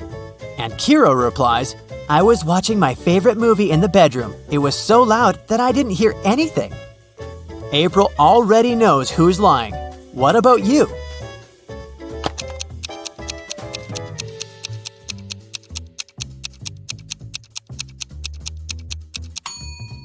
Frank is lying. There's no balls on the tree. Santa comes home earlier and finds his elf Bobby on the sofa. He's bewitched by an eternal sleep spell. Santa asks the other elf, Chuck, a question. "What happened here? Only you two were at home." Chuck replies, "We were packing the gifts and decided to have a lunch break. Suddenly, I heard a loud sound outdoors and ran out to see what was up. I spent about 20 minutes there, and then I returned back home. Bobby was already unconscious." Santa calls Chuck a liar. Why?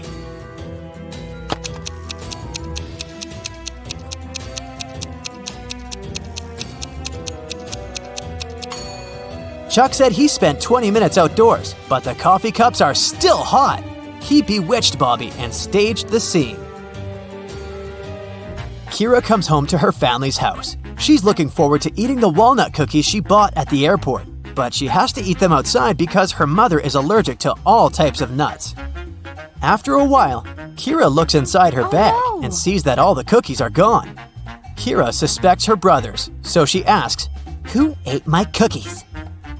Dylan replies, "I was making apple pie with Mom." Paul says, "I was decorating the living room." Kevin says, "I was making a sandwich with peanut butter for Mom." And Ralph says, "I was just watching the TV and eating my popcorn." Now Kira knows who took her cookies. What about you?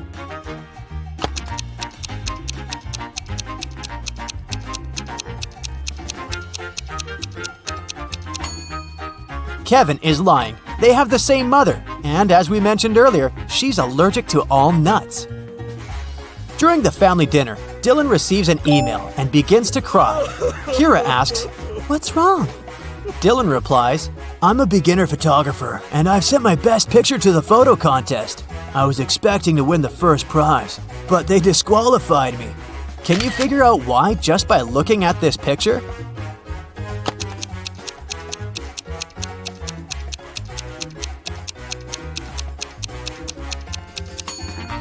The stars are over the moon. It's impossible. Kira is looking for her mother all over the house, but someone used black magic to turn her into a statue. There's a note nearby. It only has a question mark written with green pencil. Kira decides to question the Green family next door. Zelda says, "I was painting in the attic as usual." Oliver says, "I was cooking soup for my family." Mark says, "I was looking for my missing cat downtown." And Wanda says, "I was playing video games in the basement and heard nothing." Who cursed Kira's mom?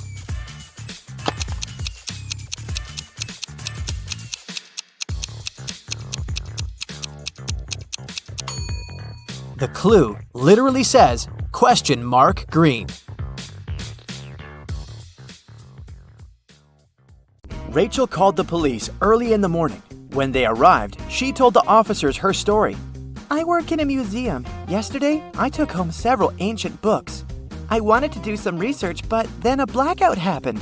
I lit a couple of candles and continued my work. Suddenly, I heard the doorbell ring. When I opened the door, someone in a black mask hit me on the head. When I recovered, the books were gone." Detective Anderson arrested the woman for misreporting. Why?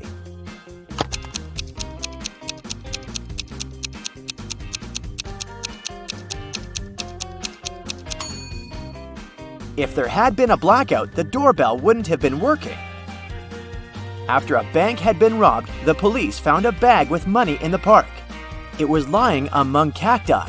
The police officers arrested 3 suspects. It didn't take long to figure out who the bank robber was. Do you know who it is?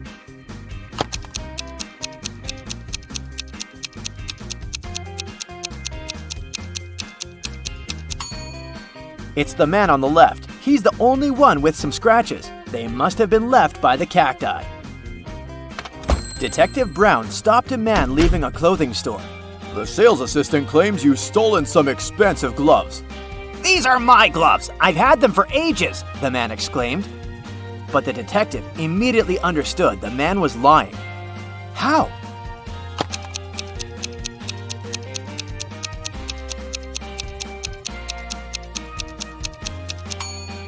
The man wouldn't be able to use these gloves. They're both for the same hand. A family with 2 teenagers went on vacation to the seaside. They lived in a small bungalow, almost right on the beach. Everything was great at first, but 2 days after their arrival, their younger son went missing. The police had 4 suspects. They invited the guy's family to look at them. Maybe they could recognize someone. The teenager's mother didn't need more than a glance before she knew who was behind her son's disappearance. Who was it?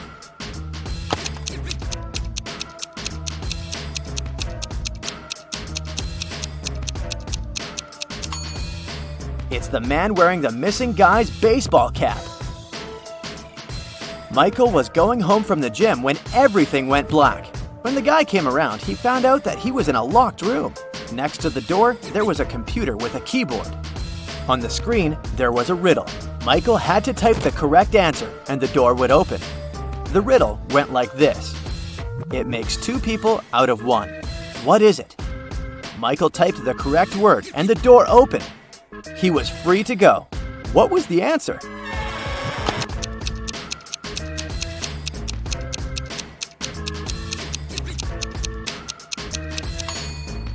It's a mirror.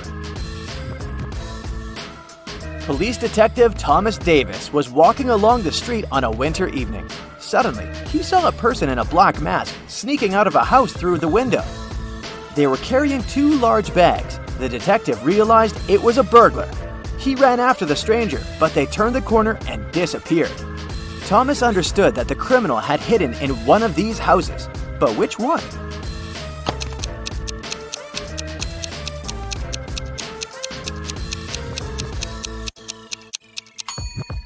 It can't be the house on the left. There are too many people inside.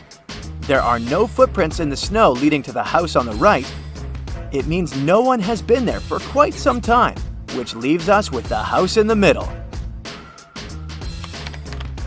Oliver was attacked in his apartment and taken to a hospital. The police had 4 suspects, all of them Oliver's neighbors.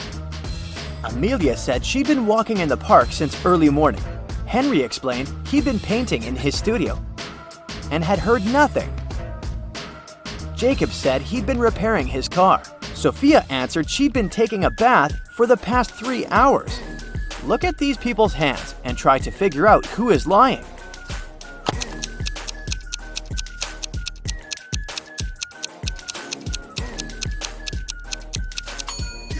It's a bit strange that Jacob, who'd been repairing his car, and Henry, who'd been painting, both have such clean hands. But they could have been wearing gloves. At the same time, Sophia's hands and fingers aren't wrinkled. But it would be a natural skin reaction after 3 hours in a bathtub. How many bricks does it take to complete a building?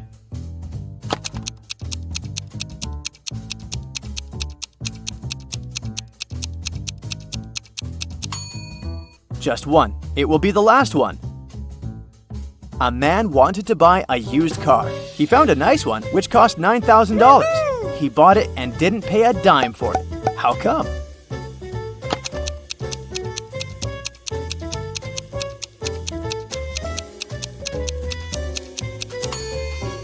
When paying $9,000, you don't need to spend dimes. Now let's check your math skills.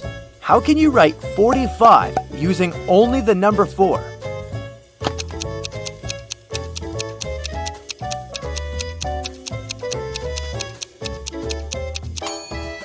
44 plus 44 44ths. Nathan sneaked out of the house late in the evening to meet his girlfriend. The teenager thought he was extremely careful and quiet, but his whole family knew about his plan. They were aware that the guy would return at midnight. They decided to make a bet. The one who would see Nathan first when the guy started climbing the fence would be the winner. No chores for them for 1 week. Not to fall asleep, Nathan's dad switched on the TV. The teen's grandfather settled in the living room and started to read a book. The grandmother went to the kitchen to make pizza, and Nathan's mom went to her room, sat down on the floor, and started meditating. Who's going to be the first to spot Nathan when the time comes?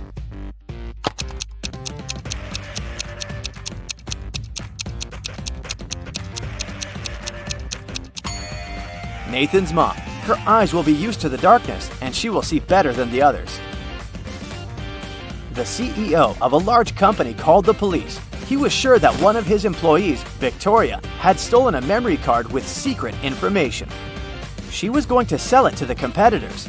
The police arrived at Victoria's house, but the woman didn't let them in without a warrant. The officers had to leave to get all the necessary papers. When they came back, Victoria was already sitting in her car, ready to drive off. The police officers arrested the woman. They searched her car and clothes, but found nothing. And then, when they were about to give up, one of the detectives realized where Victoria kept the memory card. Can you figure it out?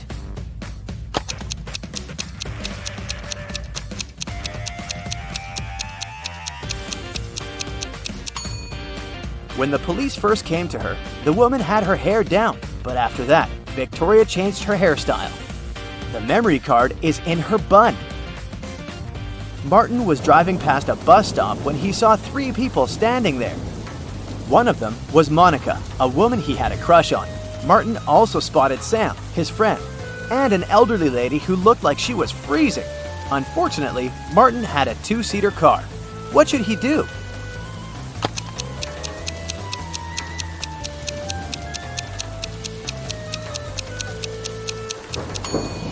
He should let Sam borrow his car and stay at the bus stop with the girl he likes. This way, Sam will be able to give a lift to the elderly woman, and Martin will have more time to get to know Monica better. During a fire, a bank was robbed. The security guard told the police he wanted to save a bag with money, but he had to lace up his boot right in front of the emergency kit. At that moment, the door opened and hit him on the head. When he recovered, the money was missing. Why was the security guard arrested?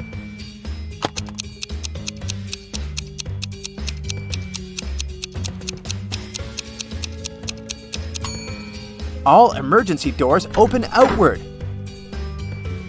Detective Adams came to the park to have lunch in the sun, but his attention was drawn by 3 men running around a fountain.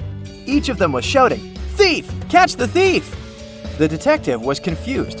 Who was the real thief? That's why he just kept watching. After some time, the distance between the men shortened. Detective Adams immediately realized who the real thief was. Can you figure it out too?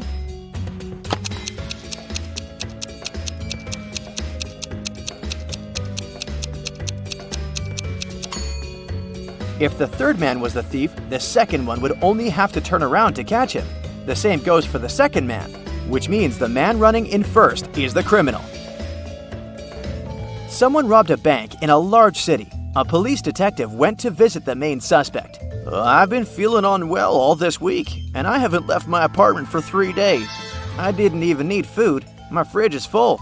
You can make sure yourself," the suspect said, and indeed opened his fridge. But the detective realized the man was lying and arrested him. How did he figure it out?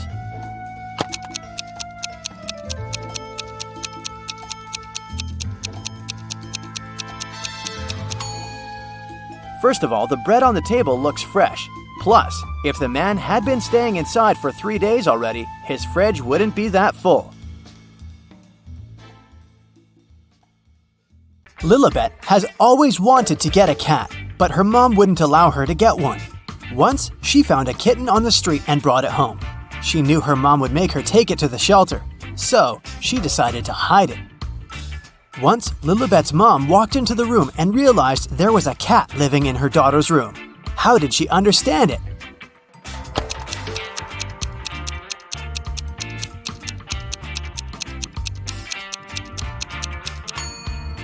There is no trace of a cat at the first sight, but look, the bed sheets are covered in white cat hairs. Amanda works at a gas station in a city suburb.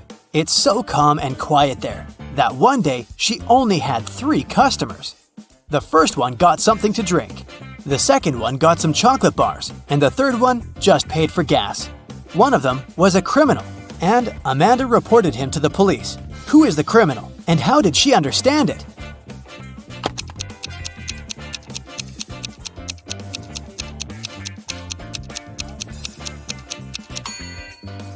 The second man paid with a $15 bill. Such a bill doesn't exist, which means he'd been printing money.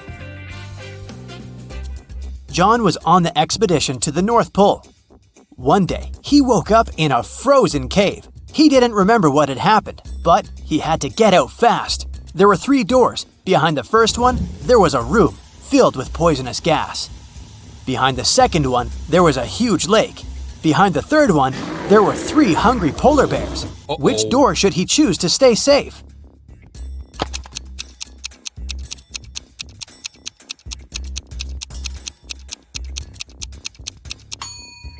He should pick the second door. He's on the North Pole, it's cold, and the lake must be frozen, so he doesn't have to swim to cross the lake. Mrs. Adams came back home. She had 3 teenagers, and all of them happened to be grounded at the same time. She noticed that the car was parked differently outside, so she figured that one of the teens drove somewhere. She asked who had taken the car, but no one admitted.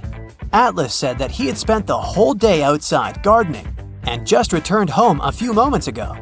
Chloe said that she had spent the day in her bedroom studying. Amelia said that she had been reading and exercising. Who lied?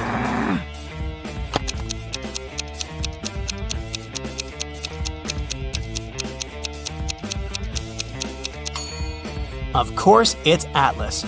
Look at the way he's dressed. Who spends the day in the garden wearing a tuxedo? More like he just came back from a date. Mr. and Mrs. Olson are a married couple living in a house with 4 housemates. One day, Mr. Olson came back from work and found Mrs. Olson unconscious. Detective Callum arrived to investigate the case, and the 4 housemates were the main suspects. Ayla said that she had spent the last 2 hours in the kitchen. Ben said that he had been painting in his room all day. Chloe said that she had been swimming in the pool for at least 3 hours. Dean said that he had been reading a book in the garden. The detective asked all of them to show their hands and identify the liar. Who is the liar?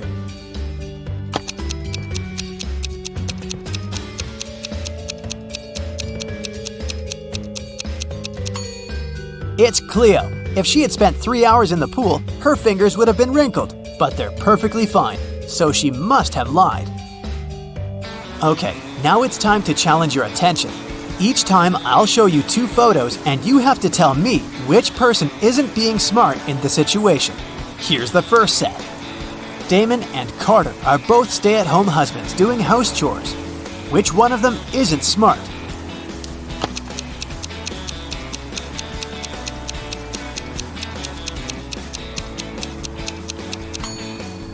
That's the guy on the right.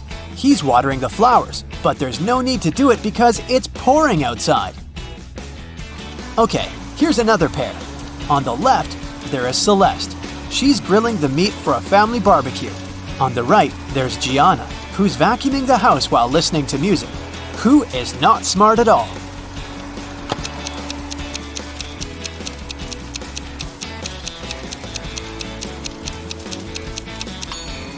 It's Celeste. There's a gallon of gas standing right under the grill. It's very dangerous. The gas is flammable. And the last one. Here are 2 families posing for pictures. Which family isn't being wise?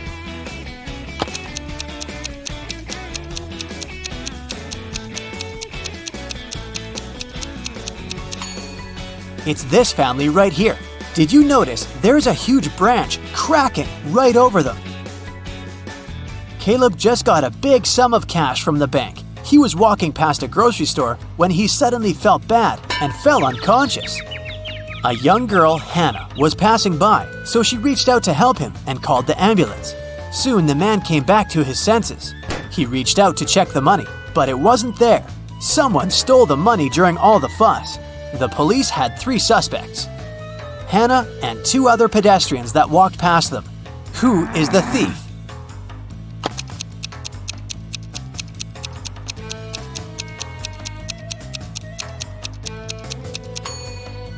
Look, there are 2 types of footprints leading to Caleb. One pair belongs to him, and the other one belongs to Hannah. But there's also another pair, a pair of footprints with a little hole next to it, which must be the print from a stick. So the thief must be a person walking with a stick, and it's this man. Mrs. York is a rich lady with a large collection of jewelry and expensive tea sets. Once, her daughter-in-law Haven came to visit for a week. On the 3rd day, Mrs. York noticed that a silver cup from her most expensive tea set had disappeared. She said Haven was a thief and called the police. She showed them her collection and the shelf, but the police didn't believe Mrs. York. No. Why?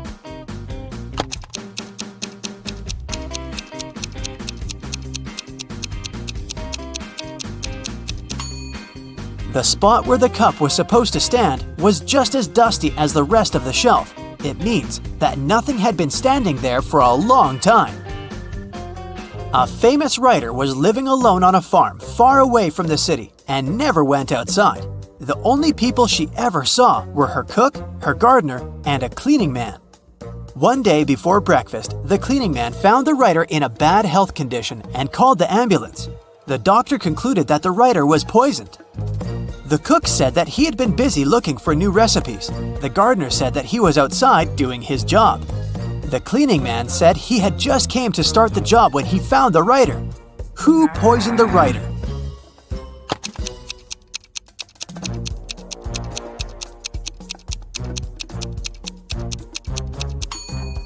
It must be the cook. It happened right before breakfast, but he wasn't cooking anything. He knew that no one would need to eat because she was the reason it happened. Naya was on vacation, and her parents needed some old books she had for their yard sale. They had spare keys, so they called Naya and asked her if they could go to her apartment and get them. Naya agreed, and that's what her parents did. When they walked into her apartment, there was a young man there. He introduced himself and told them that he was Naya's friend and that he was coming here to water her plants. Naya's parents didn't believe him and called the police, reporting a robbery. Why?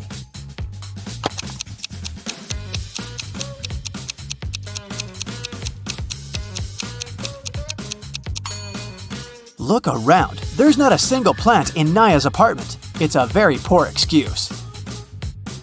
Okay, let's relax a bit and train your eyes. I'll show you some photos. In each photo, there are numbers from 1 to 9 hidden except for 1. Your task is to find all numbers and identify which one is missing. Here's the first one. Which number from 1 to 9 isn't in the photo?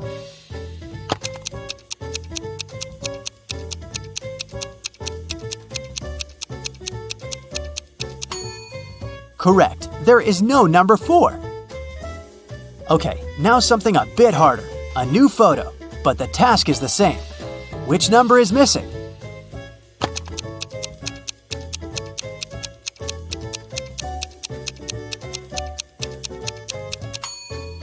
Now, there is no number 9. Let's do a couple more. Here it is. What do you say?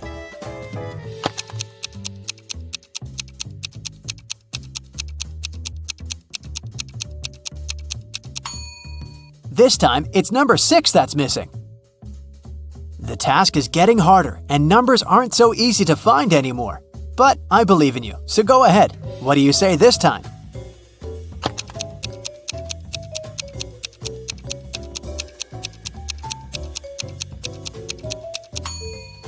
There's no number 2. That's right. Okay, the last one of these. Concentrate and give me the right answer.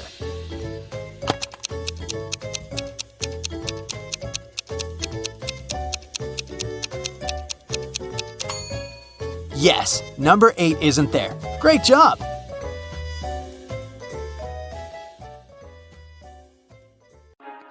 Hazel is a rock climber. She's packing bags for an expedition to Everest. Can you spot any extra items in her suitcase?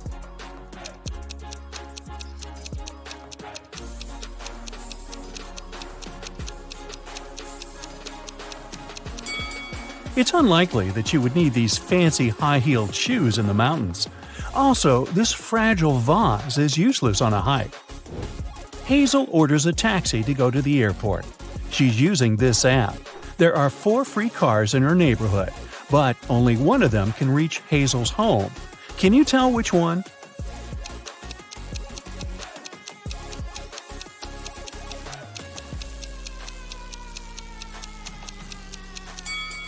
It's the 3rd car. Hazel arrives at the airport. She takes a closer look at her ticket and faints. Can you guess why?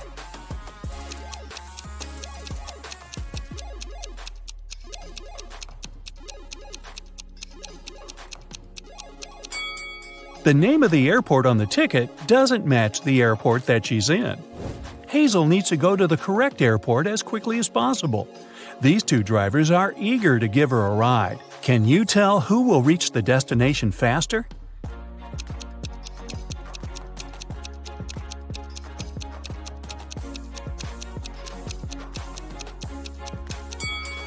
Although the second car looks more expensive and chic, it has a flat tire. Therefore, Hazel should choose the first driver. Finally, Hazel boards her flight. She falls asleep right away. She wakes up in a while and realizes that someone has stolen her phone. Hazel questions 3 suspects. Bill says, "I've been watching a movie within the last hour. I didn't look around. Sorry." Kyle says, "I was sleeping too until you woke me up." And Sheila says, "I'm afraid of flying, so I listened to soothing music with my eyes closed." Can you guess who stole Hazel's phone?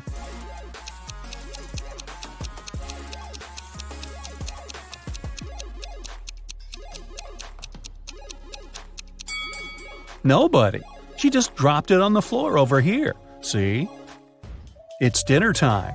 Kyle offers Hazel his dessert if she succeeds in guessing the date of his birth. Here's a hint. The day before yesterday, Kyle was 22, and next year, Kyle will be 25.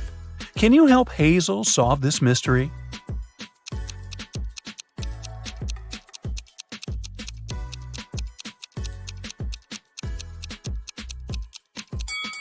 Today is the 1st of January, and Kyle's birthday was on the 31st of December. Therefore, Kyle was 22 on December 30th. Then he turned 23 on December 31st. This year, he will turn 24, and the next year, 25. Finally, Hazel lands in Nepal. She enters the baggage claim area and sees 3 odd things right away. Can you see them too?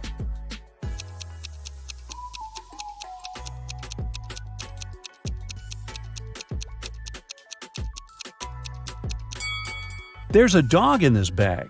Animals don't come with regular luggage. This baggage cart lacks all wheels and floats in the air. And these boats are parked outside the window along with the planes. Hazel arrives at the meeting point for climbers at the local restaurant. But there's no one there. The cleaning lady says, "I was busy cleaning the toilet and just got back. I didn't see anyone." The guard says, "Oh yeah, the meeting has been delayed for tomorrow, that's for sure." And the waiter says, "I've been here all the time, and I haven't noticed any crowds of tourists." Who's lying?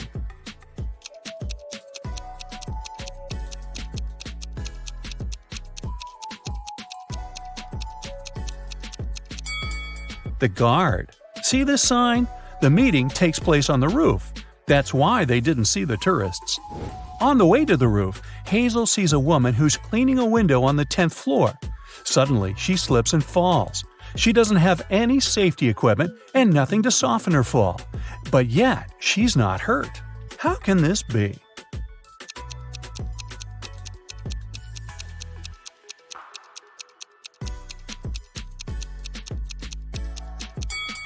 The woman was cleaning the window inside the building. Finally, Hazel meets her group of climbers. But one of these people is an imposter. Can you guess who?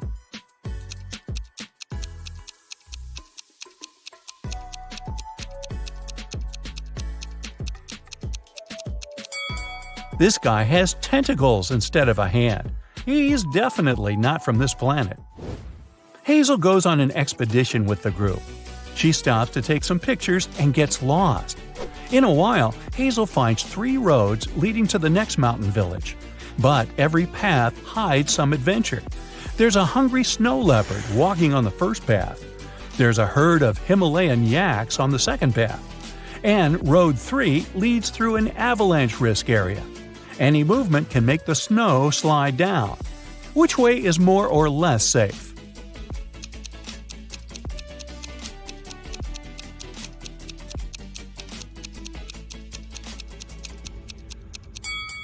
Hazel should choose the second path.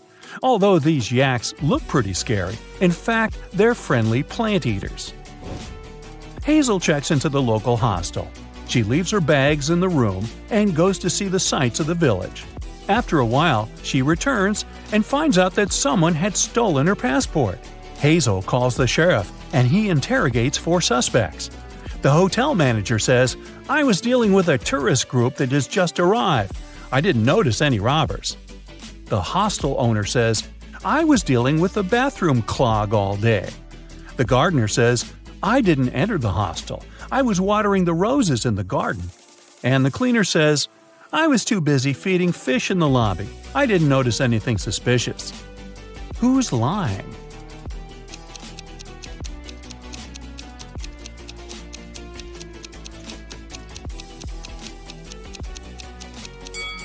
The cleaner.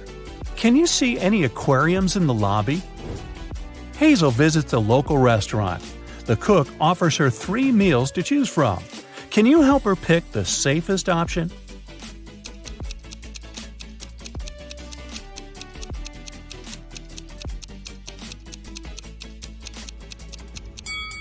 There's a worm in these instant noodles, and there are too many flies around this rice. It's probably not very fresh. So, Hazel should choose this sandwich. In the village, Hazel meets the local guide, Luke. He offers to show Hazel the shortest way to the top. But first, Hazel has to solve his riddle.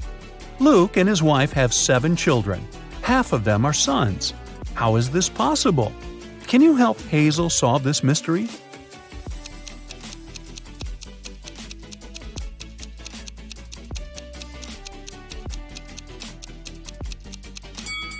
They are all sons. Luke and Hazel begin the trip.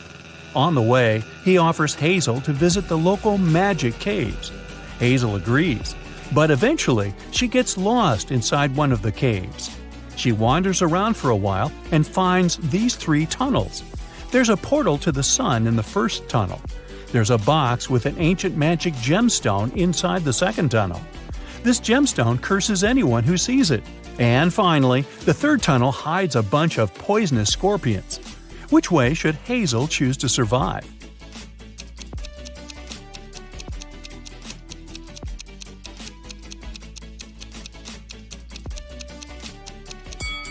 The second one. The gemstone is locked in the box, so Hazel should just walk by it. Hazel needs to cross this toxic swamp to continue her trip. The only way to do so is to jump from one block to another. Can you help her choose the last stone wisely?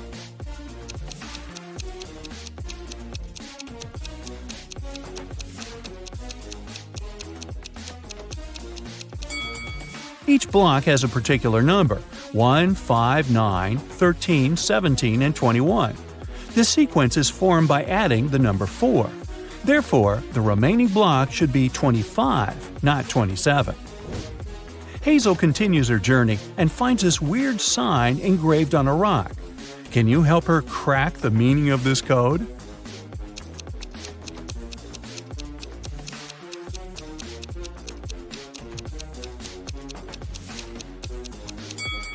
The arrow is pointing to the right. The message is mirrored. If the POT is on the right, it means that the TOP, or top, is on the left. Now Hazel knows the right direction. It's getting really cloudy. It'll rain soon. Hazel decides to hide in one of these 3 caves and have some lunch. Can you help her pick the safest place to stay?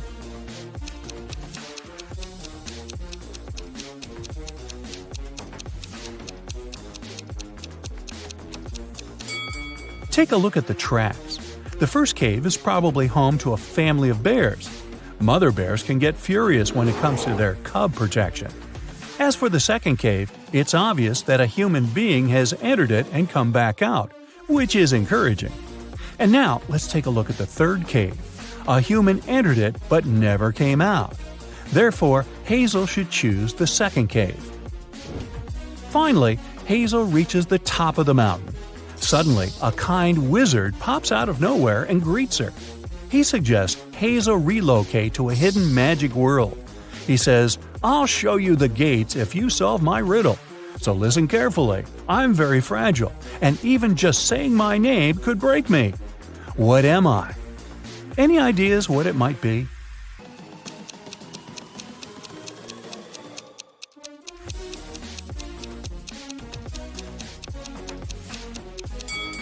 The correct answer is silence.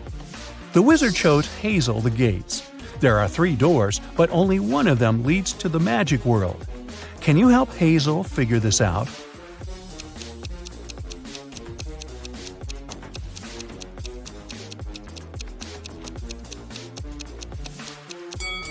Only the second path leads to the final destination. Bye-bye! Mrs. Jones has 6 dogs. Their names are Dodie, Rexy, Mel, Fang, Soso, and Lana. She just got another puppy. What do you think she will name it? Lexa, Bia, or Tina?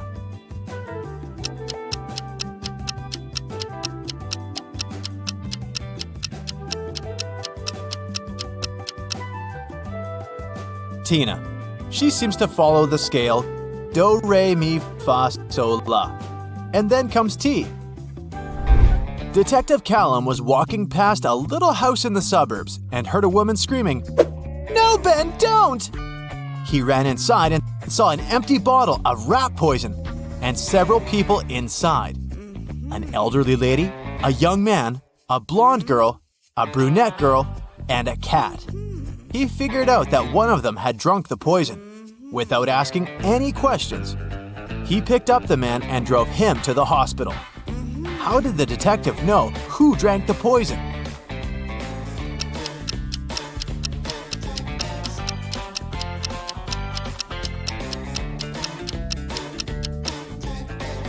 He heard the name. It was Ben, and there was just one man in the house. Emma is a secret agent, and she's after a guy who's been possibly smuggling contraband from abroad. Tonight, she managed to find his secret office and broke into it. There were 4 safes. She used her equipment to open 3 of them, but they were empty. When she tried to get the code for the last safe, her device stopped working, so Emma could only rely on herself. If the codes for the 3 safes were 5378, 3785, and 7853, what is the code for the 4th one?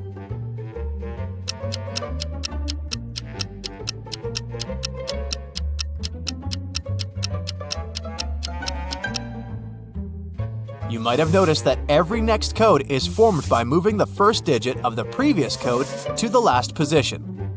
So the 4th code must be 8537. Emily was on vacation and she was staying in a hotel. One evening, she was getting ready to go out when she heard a knock on her door. She opened the door and there was a stranger there. "Oh, sorry, I must have made a mistake. I live nearby. Sorry for disturbing you." The guy left, but Emily didn't believe that it was a mistake, so she reported him. Why was she so suspicious?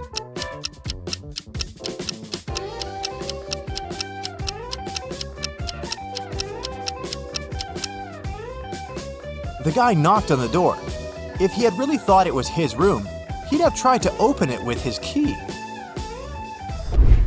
Esme was having a walk in the forest and got lost. Soon, she found a witch's house, walked in, petted a cat, and asked the witch to take her home. But the witch had a different proposal. Give me a statement. If the statement is true, you'll stay here forever. If the statement is false, You'll stay here for 100 years. Otherwise, I'll take you home. What did Esme say?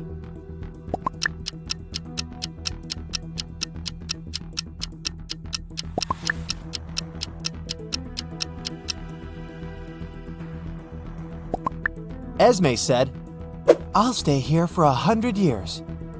Now, if it's true, she should stay forever instead, but then the statement will be false. If the statement is false, she will have to stay for 100 years, so it becomes true. The witch is too confused, so this time, Esme's going home. Detective Callum was following a robber around the city. Suddenly, the robber entered a hospital and disappeared. When the detective entered the building, there were 3 workers. One of them must be the criminal dressed up to pretend to be a doctor. Can you tell who it is?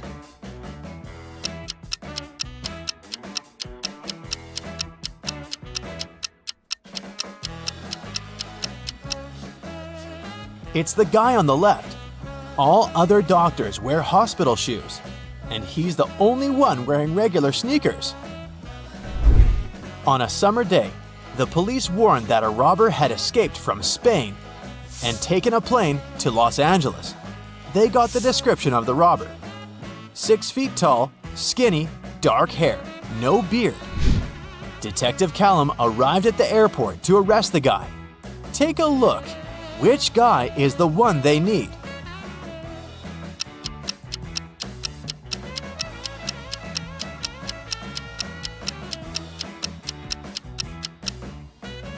It may seem that there's no one who fits the description, but look, this blonde guy here.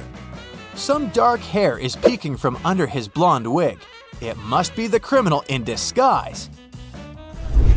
Detective Callum went on a vacation to a distant island somewhere in the Pacific Ocean.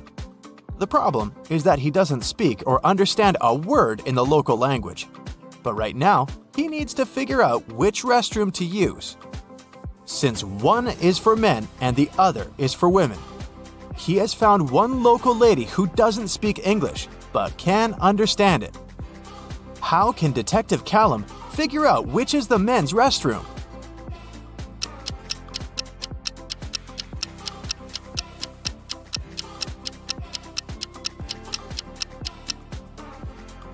It's possible to do this by asking just 2 questions.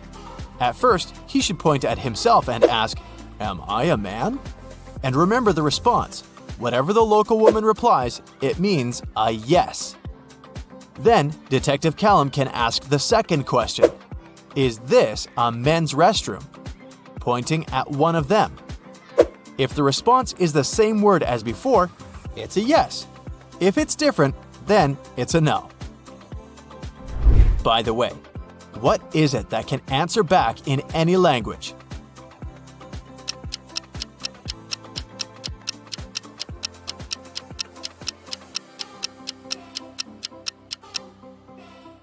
It's an echo.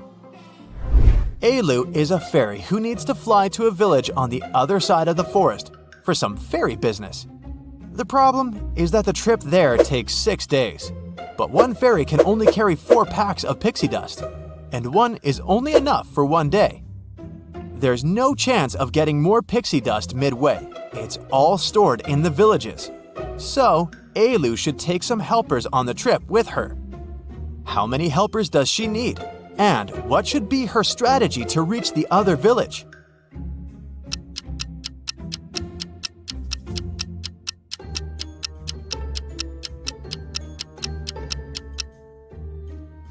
Elu will need 2 helpers. Let's call them B and C. Each of them will have a 4-day supply of pixie dust. So the 3 of them will have 12 packs. During the first day, they will all be using the pixie dust B is carrying. So they'll use 3 out of 4 packs. At the end of the day, B will fly back to the village.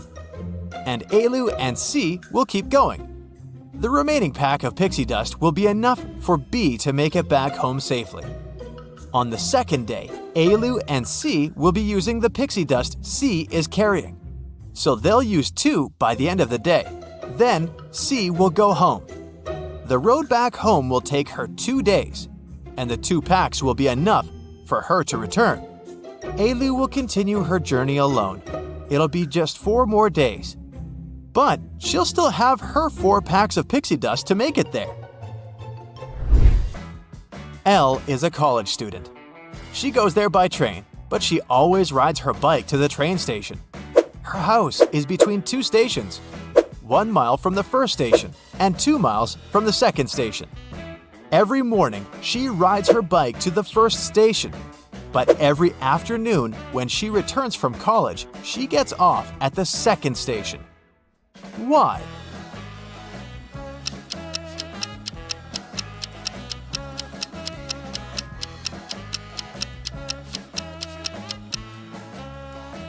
Elle lives on a hill. The first station is at the lowest point. The second one is at the highest point, and her house is in the middle. She takes advantage of this location to make sure she always goes down the hill to get wherever she needs. In a summer camp, everyone had to tell a fun fact about themselves, and other people had to guess if it was true or false. Camilla said, "My birthday is on February 29th, so I have 4 times fewer birthdays than everyone else. This year, I celebrated my birthday. I turned 17. Why didn't people believe her?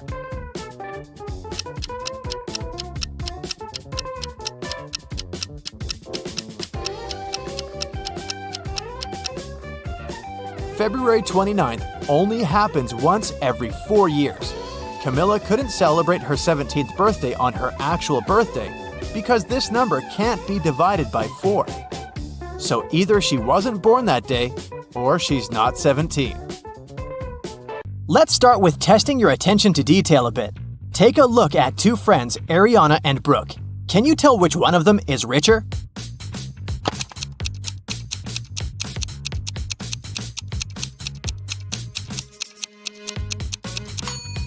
It must be Ariana. Look, she has an original Louis Vuitton purse.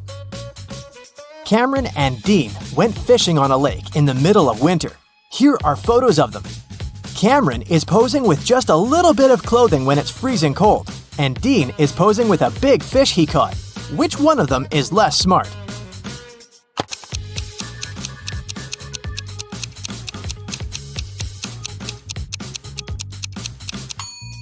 It's Dean. Look, the ice on the lake is cracking. It's dangerous to stay there. Everly and Jasmine are in a hurry to get to work. They're running late. Everly is going her usual way, and Jasmine has taken a shortcut. Which one of them is in danger?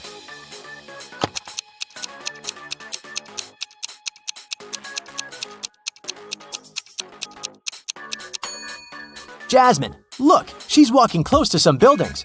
There are icicles hanging there. It's very dangerous to walk under them. Noelle and Nash are walking outside. Which one of them is in danger?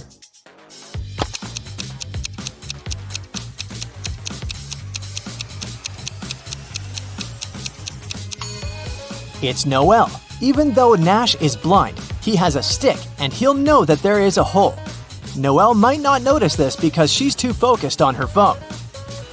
For her wedding anniversary, Charlotte received a diamond necklace. Next evening, she was having dinner with her friends and showed the necklace to them. She let them look at it and left for the bathroom. When she returned, the necklace wasn't there. Her friends told her that she had taken it with her. Take a look at the pictures before and after and tell where the necklace is.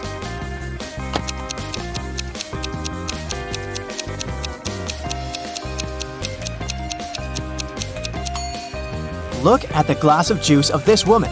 Seems like there's more juice in the second picture, but it's not true. She just put the diamond necklace in the glass and the juice level rose. Esme was having a walk in the forest and got lost. She came across a witch's house and asked her to take her home. The witch agreed on one condition. There were 3 cards. 2 of them said stay, and 1 of them stated free. They were facing down, and Esme didn't know which one was where. If she picked the free one, she would go home. Otherwise, she'd have to stay with the witch. There was a hint. 1 stay card wasn't in the middle. The second stay card wasn't next to the other one. Which one should Esme pick?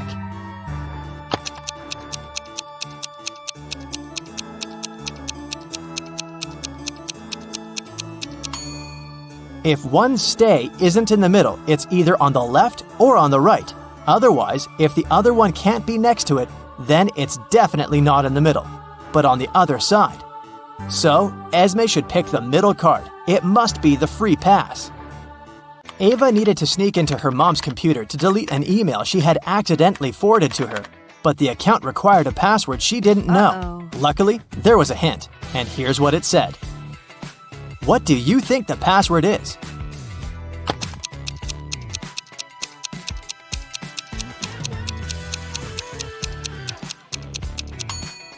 The second number is the number you get if you multiply the digits the first one consists of. 3 times 5 is 15. 2 times 8 is 16. 4 times 5 is 20. Similarly, 4 times 9 is 36. And 7 times 8 is 56. So, the password must be 3656. Gianna owns a factory producing cars. 3 workers can assemble 3 cars in 3 days. How many cars can one worker assemble in 1 day?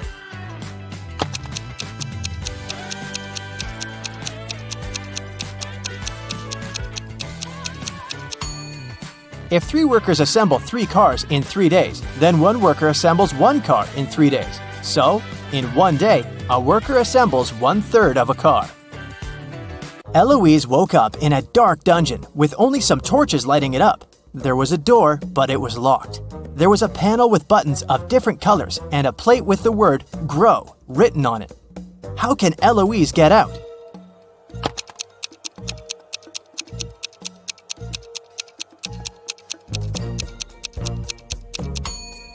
The word is the hint, and the letter it consists of are the first letters of the colors of the buttons Eloise has to press, in respective order, which are green for G, red for R, orange for O, and white for W.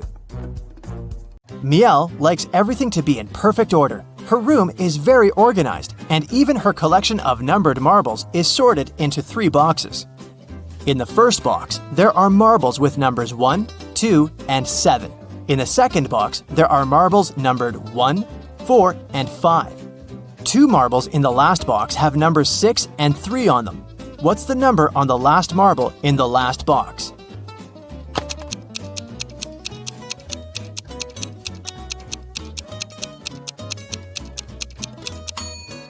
The sum of numbers on marbles in each box is 10, so the number on the last marble should be 1.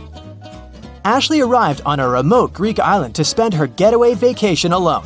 All the locals there tell the truth and all the tourists always lie. 2 girls approached her, and one of them said, "Hey, I'm Paige. I'm a tourist here. And this is Sophia. She's from here." Can you tell if either of the girls is a local or a tourist?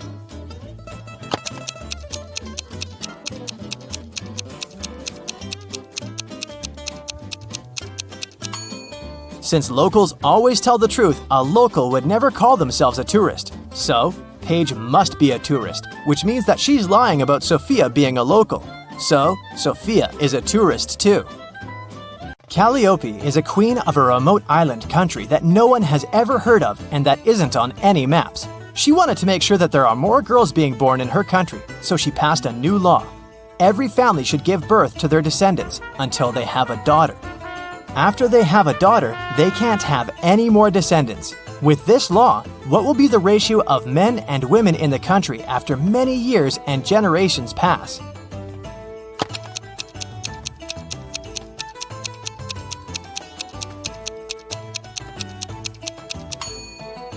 With every birth, there's a 50-50 chance of having a boy or a girl. So it doesn't matter how many are born in any family, the ratio will always stay more or less 1-to-1. This law will only ensure that there's at least one girl in every family. Hannah found her old necklace, which is now broken into 5 short chains, having 4 gold links each. She took it to a jeweler, asking him to fix it. The jeweler said the cost of repairing it is $10 for every link he needs to open and reseal. So, since he will break a link in each chain, it will cost $50 to repair it. Is there a better way to do it that will cost Hannah less money?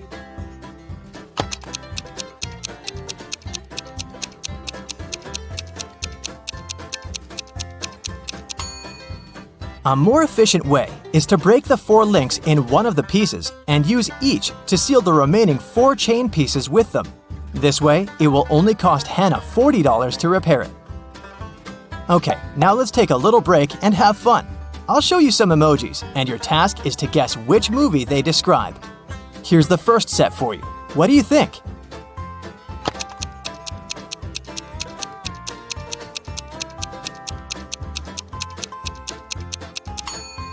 Yes, that's The Lion King, of course. Nothing hard. Here's the next one. Any ideas?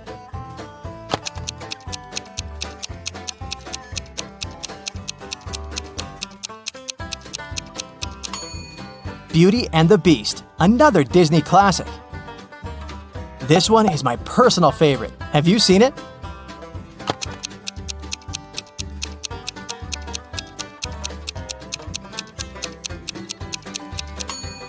It's Up, a must-watch animated movie. Let's try something newer. Can you recognize this one?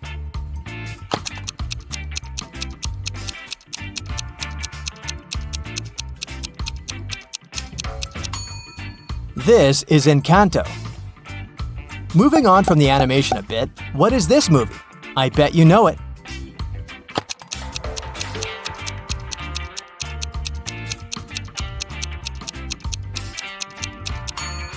It's Alvin and the Chipmunks, a movie about singing chipmunks. You turn right and immediately bump into a huge guard.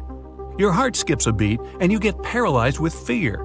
To your surprise, the guard looks down at you and asks, "Want to pass?" Speechless, you just nod. Okay. You see, no one here wants to play riddles with me. If you solve one of my riddles, I'll let you go and won't tell anyone I've seen you. Deal?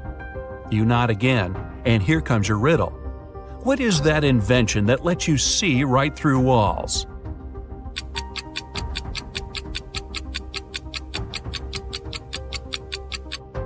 That's a window, of course. The guard smiles and says, "Beware of the vampires." Then he moves aside, letting you go. Wow, that was close. And vampires? This gives you chills, but you have to keep moving and get out. And again, another door that requires a passcode. Can you crack it? There's a hint again. You should continue the sequence. OTTFFSSENT.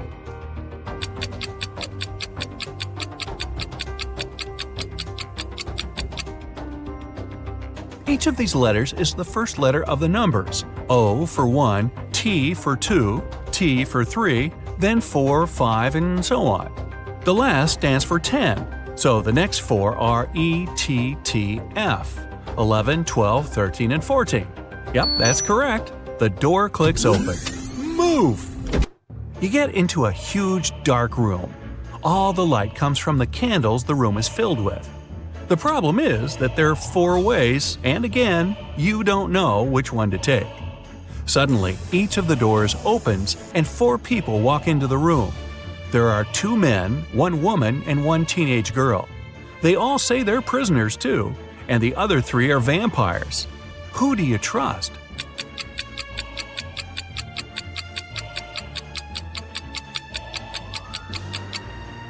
You should trust the second man.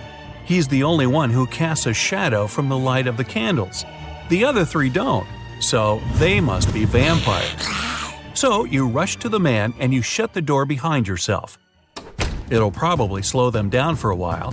As you're running, the man tells you he's been here for at least 3 days. The next obstacle is something he couldn't solve by himself, so he couldn't get out. There's just one try, and if you fail, the exit gets blocked for 24 hours. Finally, you come across another door with a robot guarding it. To let you go, the robot needs you to say the password. The tricky thing is that the password is different each time. The man said that as he was hiding in the room, he saw the vampires passing it twice. The first time, the robot said 12, and the vampire said 6. The other time, the robot said 6 and the vampire said 3. When the man approached the robot the last time, the robot said 8. The man replied 4, but the robot didn't let him in. The door got blocked, so it wasn't the right answer. You nod and approach the robot. The robot says 4. What is your answer?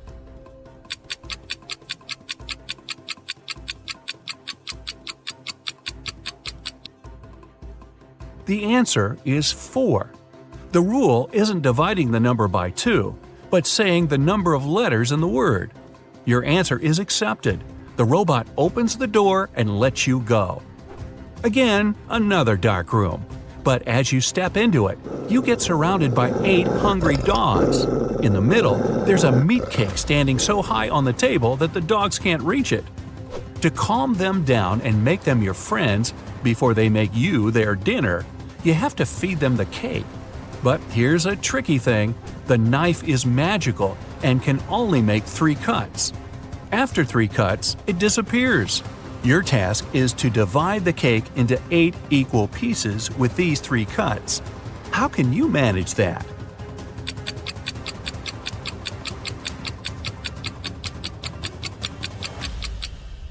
With 1 cut, you cut the cake in half and get 2 pieces. Then you make another perpendicular cut and get 4 pieces. With your last move, you have to cut the cake in the middle horizontally, splitting each of the 4 pieces into 2 at once. Great job! The Worried Wife.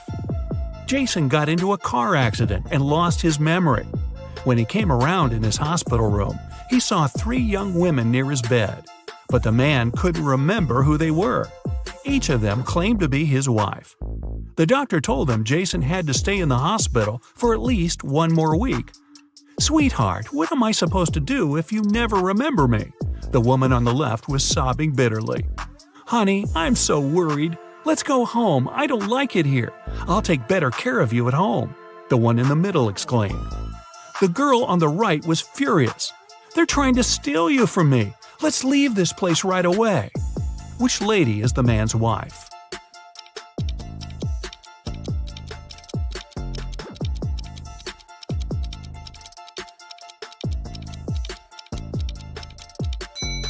She's the one on the left. She's the only one who's worried. The other 2 want to take Jason away from the hospital, but he's injured and needs medical care. The Inheritance. Jim's uncle Archibald was a wealthy man who loved playing pranks on his relatives. That's why, when he passed away, no one could find his will. But one day, a few years later, Jim was looking through some old papers. Suddenly, his breath caught in his throat. The document he was holding was his uncle's will. It read, "I hid all my money and other valuables at 3 p.m. sharp under my favorite cherry tree, right where its shadow ends. The one who digs it out will be my heir." Jim was beyond happy. He was going to be wealthy. He drove to his uncle's posh villa and found the cherry tree. He waited till 3 p.m. and started to dig. But try as he might, his efforts didn't pay off. Confused and upset, he had to return home. Why didn't he find anything?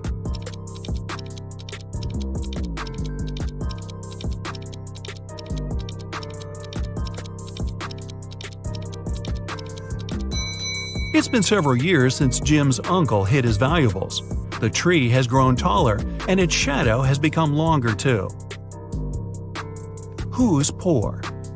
These 2 girls are putting on their makeup and getting ready to go out and have fun. They're using pretty much the same things: lipsticks, cosmetics, clothes. Their phones look similar too. But one of these girls is poor. Who is it?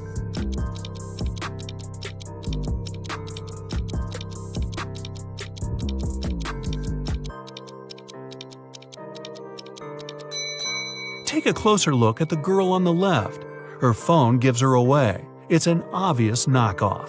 But then again, she saved some money. She won't be poor for long. Who is it? Mark and Liza had been dating for 2 years. One day, the guy came to his girlfriend's house. He was going to propose to her. But when he made it there, he found Liza with another man. Mark was furious. The other guy got scared and rushed out of the house. Liza was shouting it was her brother, but Mark knew better. Unfortunately, he hadn't seen the guy's face clearly.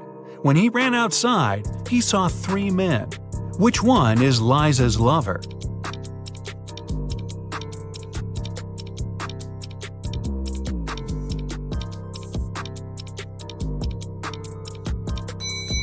It's the guy on the left. It's freezing outside, and the other 2 guys have red cheeks and noses. But the third guy's face is pale because he just left a warm house. A weird choice. Every day, Mark rides his bike to the railway station to get to the college. There are 2 stops near his home. One is a mile away from his house, and the other 2 miles away in the opposite direction. In the morning, he always gets on the train at the first stop, and in the afternoon, he gets off at the second. Why?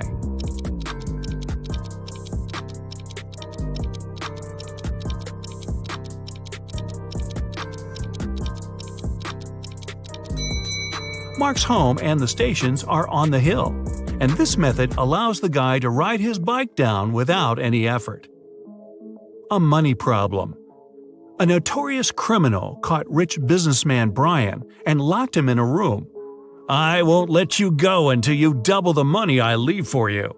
And the criminal put $5,000 on the table. By the time he returned, Brian had already doubled the money. He hadn't left the room or communicated with anyone. Then, how did he do it?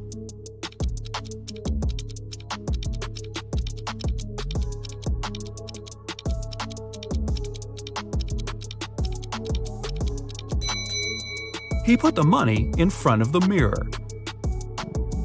A realization. 3 friends fell asleep under a tree in the countryside. While they were resting, a boy painted mustaches on their faces. Once the men woke up, they started to laugh. But then, all of a sudden, they stopped. Why?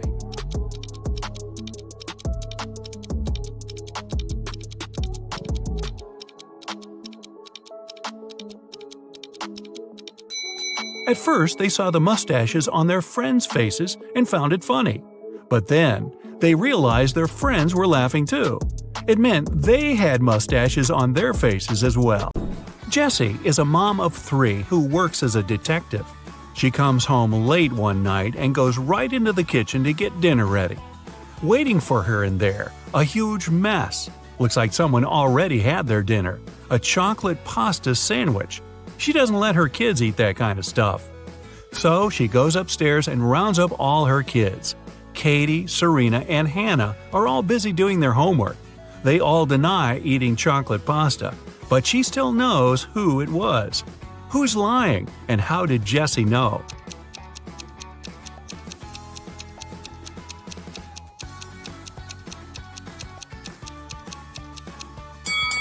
Back in the kitchen, the knife's on the right-hand side of the chocolate pasta.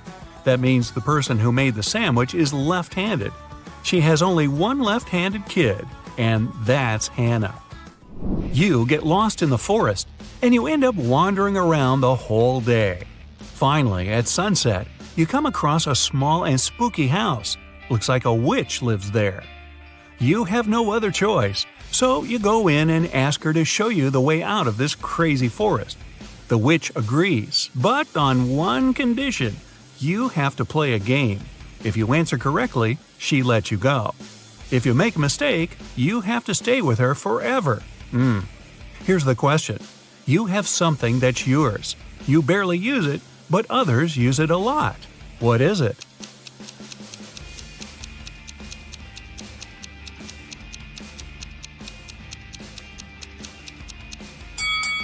It's your name.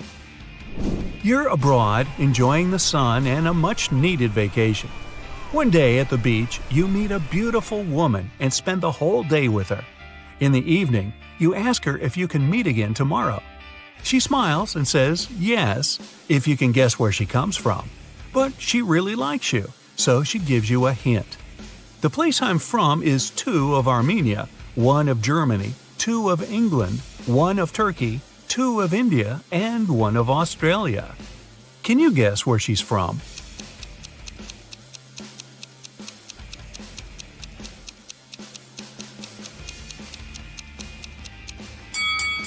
2 of Armenia means you have to take the first 2 letters of the name Armenia, A-R. The rest are the same. 1 of Germany is G, 2 of England is E-N, 1 of Turkey is T, I-N from India, and A from Australia. Together, they make Argentina. That was a lot of work. She better be worth it. You're wandering in a different forest and you come across a picnic. They're all witches. You try to hide before they notice you, but uh-oh. What do they want? Actually, they're pretty chill. They just need a little help. There are 8 of them, and one of them celebrating her 999th birthday. They've got a birthday cake, but there's a problem. And no, it's not that there's too many candles and too little cake. Their magic knife can only make 3 cuts, and they can't figure out how to cut the cake into 8 pieces. Can you figure it out?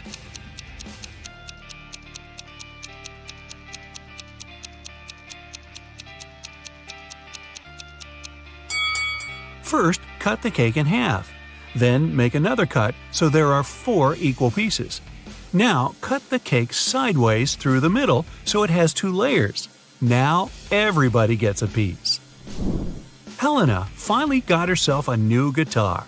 She wanted to play it right away, but she had school. She locked it in her room and left. When she got home that evening, the guitar was gone. Her family was kind of fun. They were always pulling pranks on each other. She asked everyone about her guitar. Here's what they said. Her mom said she hadn't even seen the guitar. Her dad said he saw it when he walked past her room, but then he didn't go in because he had a lot of work to do. Her brother said he was at home, but spent the whole day downstairs. Helena solved the mystery instantly. Can you figure it out?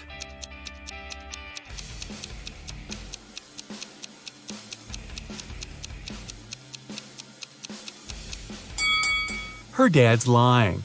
He said he saw the guitar while walking past her room, but that would be impossible. She locked the door on her way out. Mrs. Miller left the house and put a $100 bill in the dining room for her son. But the son said he never saw the money. There were 3 other people in the house that morning: Stephen, the gardener, Bill, the cook, and Molly, the housemaid. Steve said he saw the money, but he's an honest man. He'd never take it. Bill said he spent the morning in the kitchen and didn't see the money at all. Molly said she had to open the kitchen window, but didn't want the bill to fly away. So she put it in this book between pages 35 and 36. Can you tell who's lying?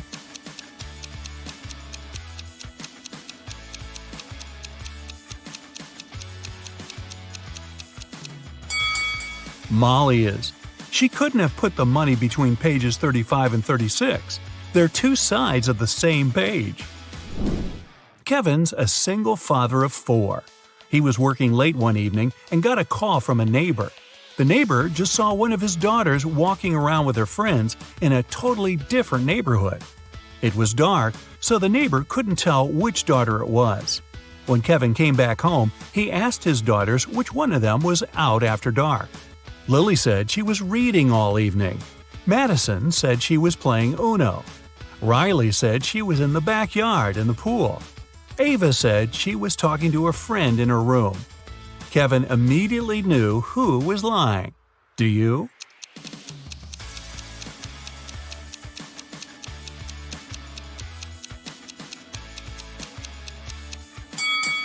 It was Madison.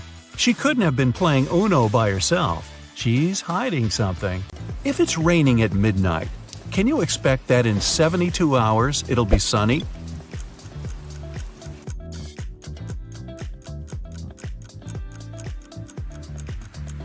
Nope, in 72 hours, it's going to be night again. In the room, there are 2 people, both of them sitting. But if one of them stands up, they won't be able to take the other one's place whatever they do. How is that possible?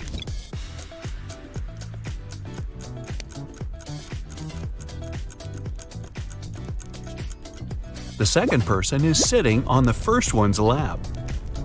A father tells his teenage daughter, "You arrived very late at 3 a.m. and made us all worry a lot. I don't want this situation to repeat." His daughter, though, replies that it will never happen again. How can she be so sure?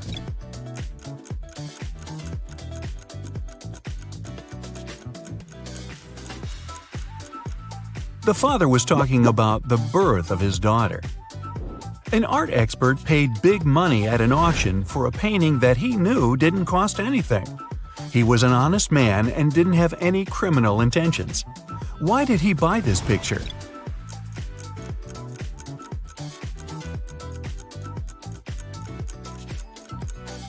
Although the painting cost nothing, its frame was a beautiful and expensive piece of art.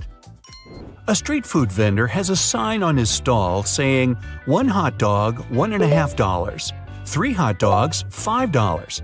He knows it's more expensive to buy 3, but doesn't change his sign. Why?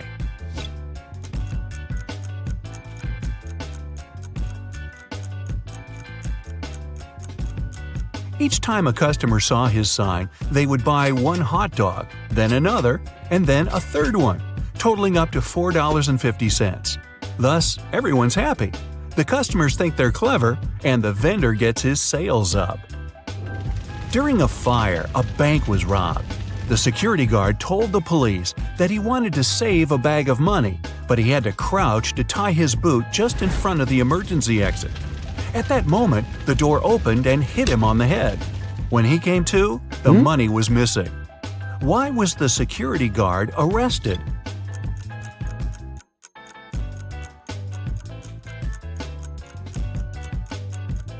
Well, all emergency doors open outwards. You find yourself in a photo gallery. After looking at the wall, you realize that one of the pictures doesn't belong to the rest. You see a raccoon, a llama, a football, and a balloon. Can you tell which is the odd one out?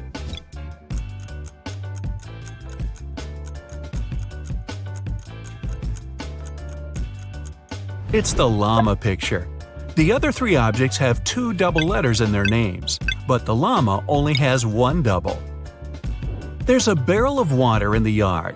You look inside and say that it's more than half full, but your friend argues that it's less than half full. How to figure out who's right without using any measuring tools or removing water from the barrel?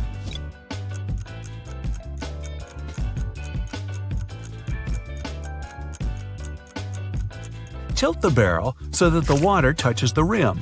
If you can see the bottom, the barrel's less than half full. If the bottom is still covered with water, it's more. Sam and his brother John were always fighting. Their mother couldn't take it anymore and came up with a clever plan to stop them. She told the boys to stand on the same piece of paper in such a way that they didn't touch each other, and it worked. The boys couldn't fight anymore. How did she do it?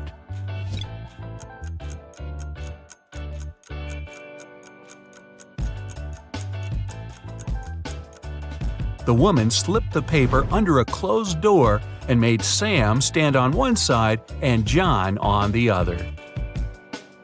There is a bridge that is 1 mile long. It can hold only 5,000 pounds at one time. That's exactly the weight of the truck that's crossing it. The truck reaches the middle of the bridge and stops. Suddenly, a bird lands on the truck. Is the bridge going to collapse?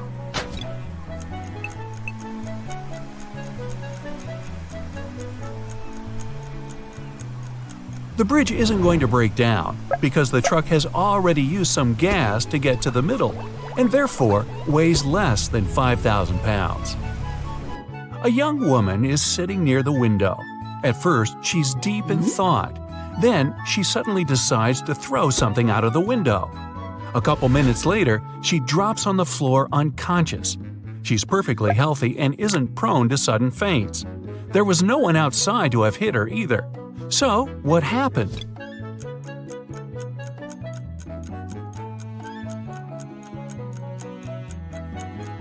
She was knocked out by the very same thing she'd thrown out the window. It was a boomerang that came back and hit her on the head. Well, that was a dumb thing to do. 2 men are in a room facing each other. One of the men is a psychic and can see into the future. He predicts that in 10 minutes, the other man will be hit on the back of his head. Of course, shocked and paranoid, the other man can't stop staring at the clock on the wall. And exactly 10 minutes later, he's lying face down on the floor. How could it happen?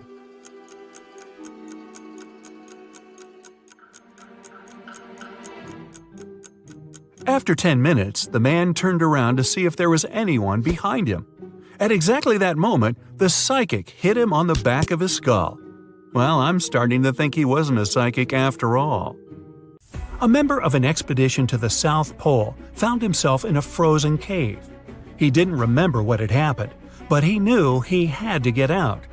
The man saw 3 doors and a note saying what was behind each of them. Behind the first door, there was a hungry polar bear. Behind the second door, there was a room filled with poisonous gas. And behind the third, there was a room with sharp icicles falling from the ceiling every second. Which door should the man choose to survive?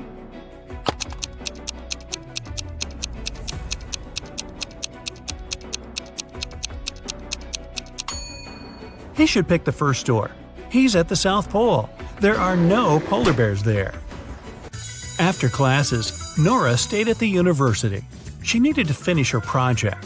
She was sitting in the hallway. Soon she got hungry. The girl went to grab some food and left all her stuff behind. When Nora returned, she checked her things and called the police. She told them what had happened and reported her wallet stolen. There were 3 other students nearby. All of them were questioned. Kennedy said she had been texting her friends. Ethan said, "I did sit close to Nora for a while, but I didn't see or touch her wallet." Gabriella said she had been in the classroom and just walked out a couple minutes before.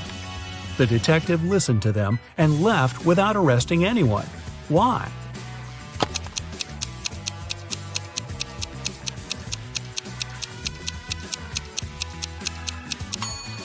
The detective remembered that Nora had gone to get some food. It means the wallet was with her and couldn't be stolen. The girl lied.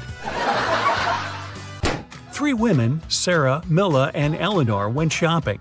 2 of them are pregnant, and 1 is a professional watermelon thief. Yeah, I know, but just humor me. Can you tell which one stole the watermelon?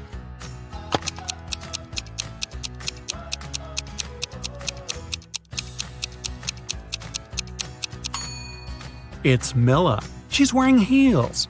It's not the kind of shoes pregnant women would wear. Aurora was spending her summer in the countryside. She often took long walks in the forest alone. One day, she saw a huge mansion. It was obvious no one lived there, so she entered the house. It was dusty inside, but still beautiful. Aurora took some pictures and left the place. When the girl came back home, she looked through her photos. She wanted to pick the best ones to post on her social media, but then she saw one of the photos and screamed. Take a careful look at this photo. Can you see what scared her so much?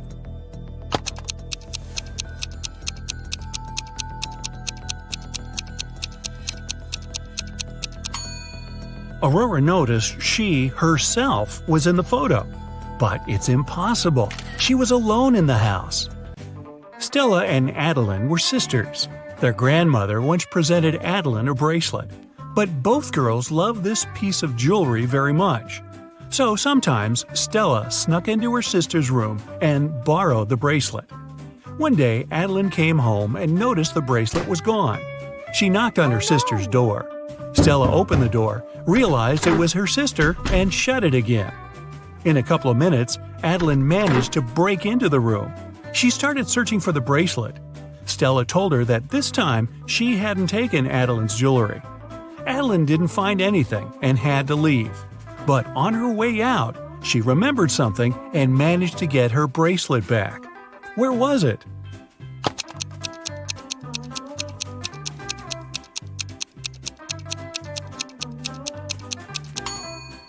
When Stella opened the door, she had her hair down. But later, she already had her hair tied up.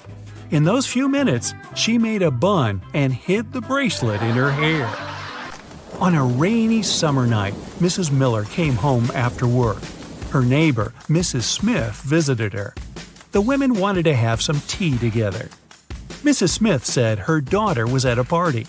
She met one of Mrs. Miller's triplet sons there. Mrs. Miller asked which one it was, but her friend didn't know. Her daughter could never tell the guys apart. The problem was all 3 of them were grounded and weren't allowed to go out until the next week. Mrs. Miller wanted to find out who had broken the rules. She called the boys and asked how they'd spent the day. Ian, the artist, said, "In the evening, I was outside drawing." Ryan, the musician, said, "I spent all day inside writing a new song." Luke, who likes sports, said, "I did a workout and spent the rest of the day reading." Mrs. Miller understood which of her sons was lying and grounded him for another month. Who's the liar, and how did she know?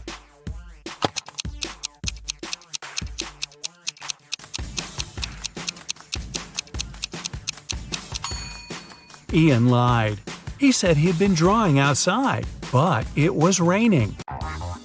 Two best friends, Emily and Luna, came to a popular and expensive hair salon. At first, the administrator told the girls they had just one available hairstylist. But after making a phone call, she happily announced she had found another hairdresser. Emily and Luna could have their hair done at the same time. But in the process, it dawned on the girls that one of the hairstylists was fake. Which one?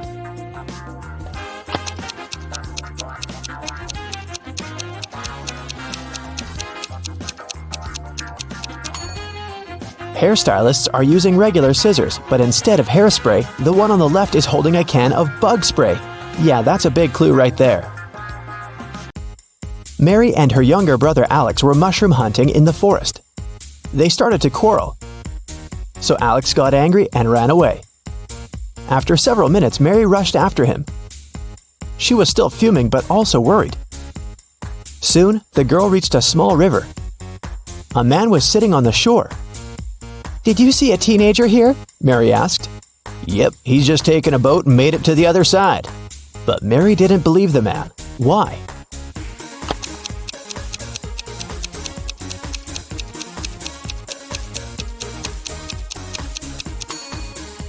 The boat is indeed on the other side, but the paddles are lying next to the man. How could the boy cross the river without them?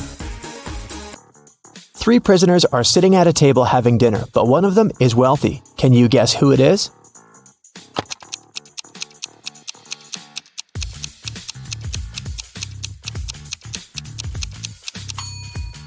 It's not the guy with the steak and shrimps. The little tag on his shirt reveals he's a chef, and he likes to prepare a special treat for himself. The guy with the jewels shows that he's well off, but in prison, jewelry is basically worthless. It's the third guy.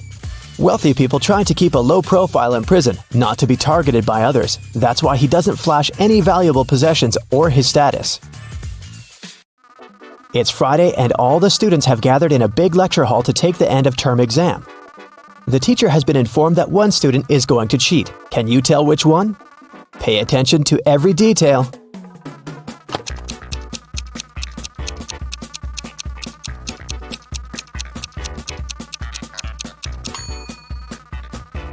It's student C.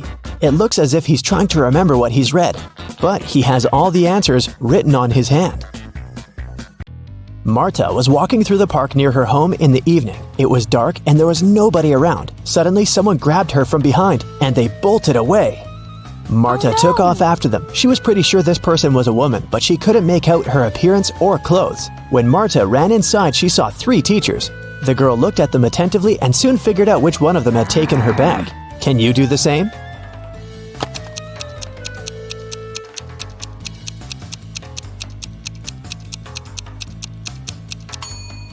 The woman in the middle wouldn't be able to run away with a cast on her leg. The one on the right doesn't have anything in her hands. Where would she hide Marta's bag so quickly? But the woman on the left has a big shopper bag on her shoulder. A real teacher wouldn't need to carry it in the classroom, so she was definitely the one who took the bag. Jonathan sneaked out of the house late in the evening to meet his girlfriend. The teenager thought he was extremely careful and quiet, but his whole family knew about his plan. They were aware the guy would return at midnight, so they decided to make a bet. The one who would see Nathan first when the guy started climbing the fence would be the winner. The prize would be no chores for them for 1 week. So as to not fall asleep, Nathan's dad switched on the TV. The teen's grandfather settled in the living room to read a book. The grandmother went to the kitchen to make a pizza, and Nathan's mom went to her room, sat down on the floor, and started to meditate. Who's going to be the first to spot Nathan when the time comes?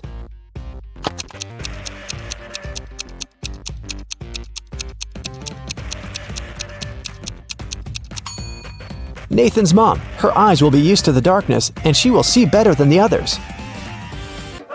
Look at this picture closely and try to figure out who's from the future.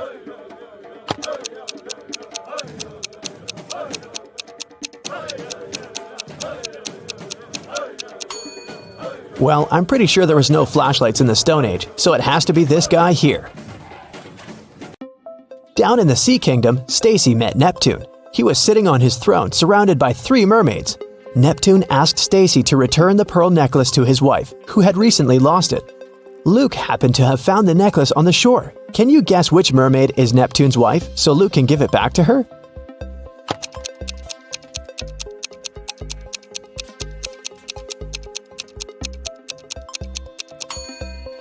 It's the third one. She's the only one who's wearing an engagement ring. Lisa was a famous top model. She was found unconscious in her dressing room during a photo shoot and taken to a hospital. Doctors said she had a severe allergic reaction, but when Lisa came to her senses, she insisted she hadn't eaten anything all day. The model's manager was very concerned and interrogated everyone who'd been around. Lisa's stylist said that she had applied Lisa's makeup and indeed hadn't seen her eat anything. The cleaning lady said she had cleaned the dressing room with organic, non-allergenic products.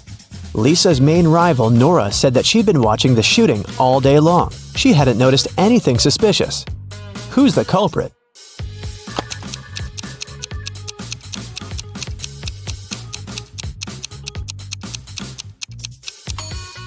It was the stylist. Lipstick was the only thing Lisa could have swallowed that day. In the middle of the night, Dennis woke up because of a loud crash. One of the kids must have been out, but they know they aren't allowed to leave at night. The man went to check on the children. All 3 of them, Catherine, Ruth, and Larry, seemed to be sleeping peacefully. Look at the kids and try to figure out who sneaked out of the house.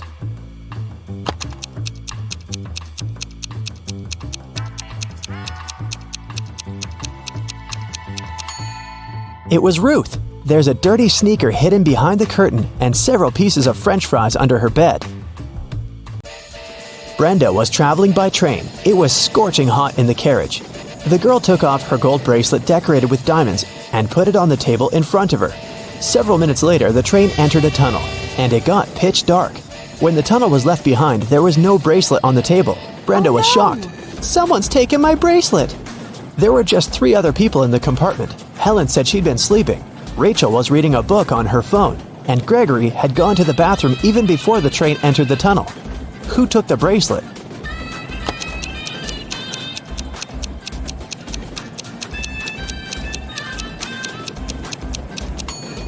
It was Helen. At first, she had her sleeves rolled up, but now they're covering her arms down to the wrists, hiding the bracelet. Sarah bought some ice cream on Saturday, but kept the flavors in secret. When she woke up on Sunday, all the ice cream was gone. She asked everyone in the house if they knew anything about it. James answered he had gone to work early that morning and hadn't seen anything. Mary said she wanted to have the new caramel ice cream in the afternoon. She felt bad she was going to miss it. John didn't even know there was ice cream in the house, but he was looking forward to trying it. Can you figure out who knows something?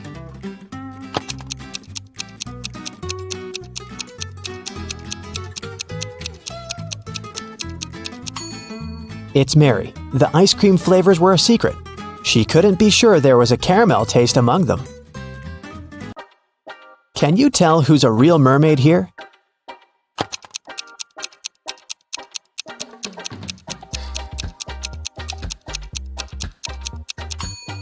The second one is a guy, so he definitely isn't a mermaid. The girl on the right is chilling in the sun, and she's out of the water. Mermaids wouldn't do that because they dry out in the sun. So the real mermaid must be the one on the left.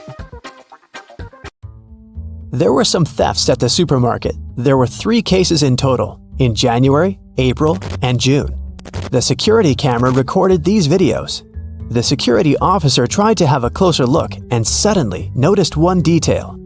After that, the identity of the thief became clear. What did he notice?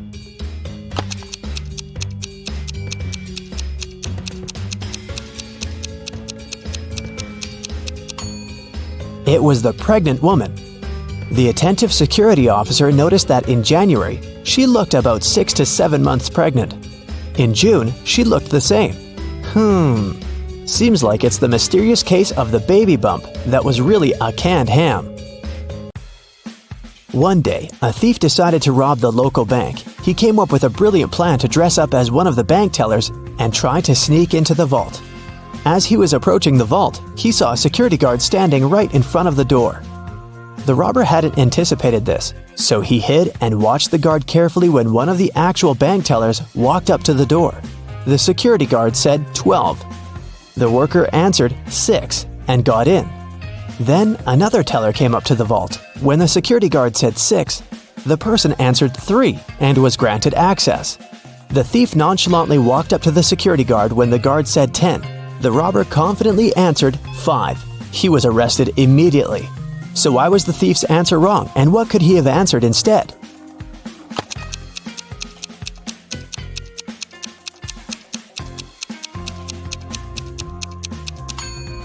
The response has to do with the number of letters in the word. 12 has 6 letters, so the answer is 6. 6, in turn, has 3 letters, so the answer is 3. Well, you can see by now that the robber should have said 3. Looks like he wasn't as brilliant as he thought.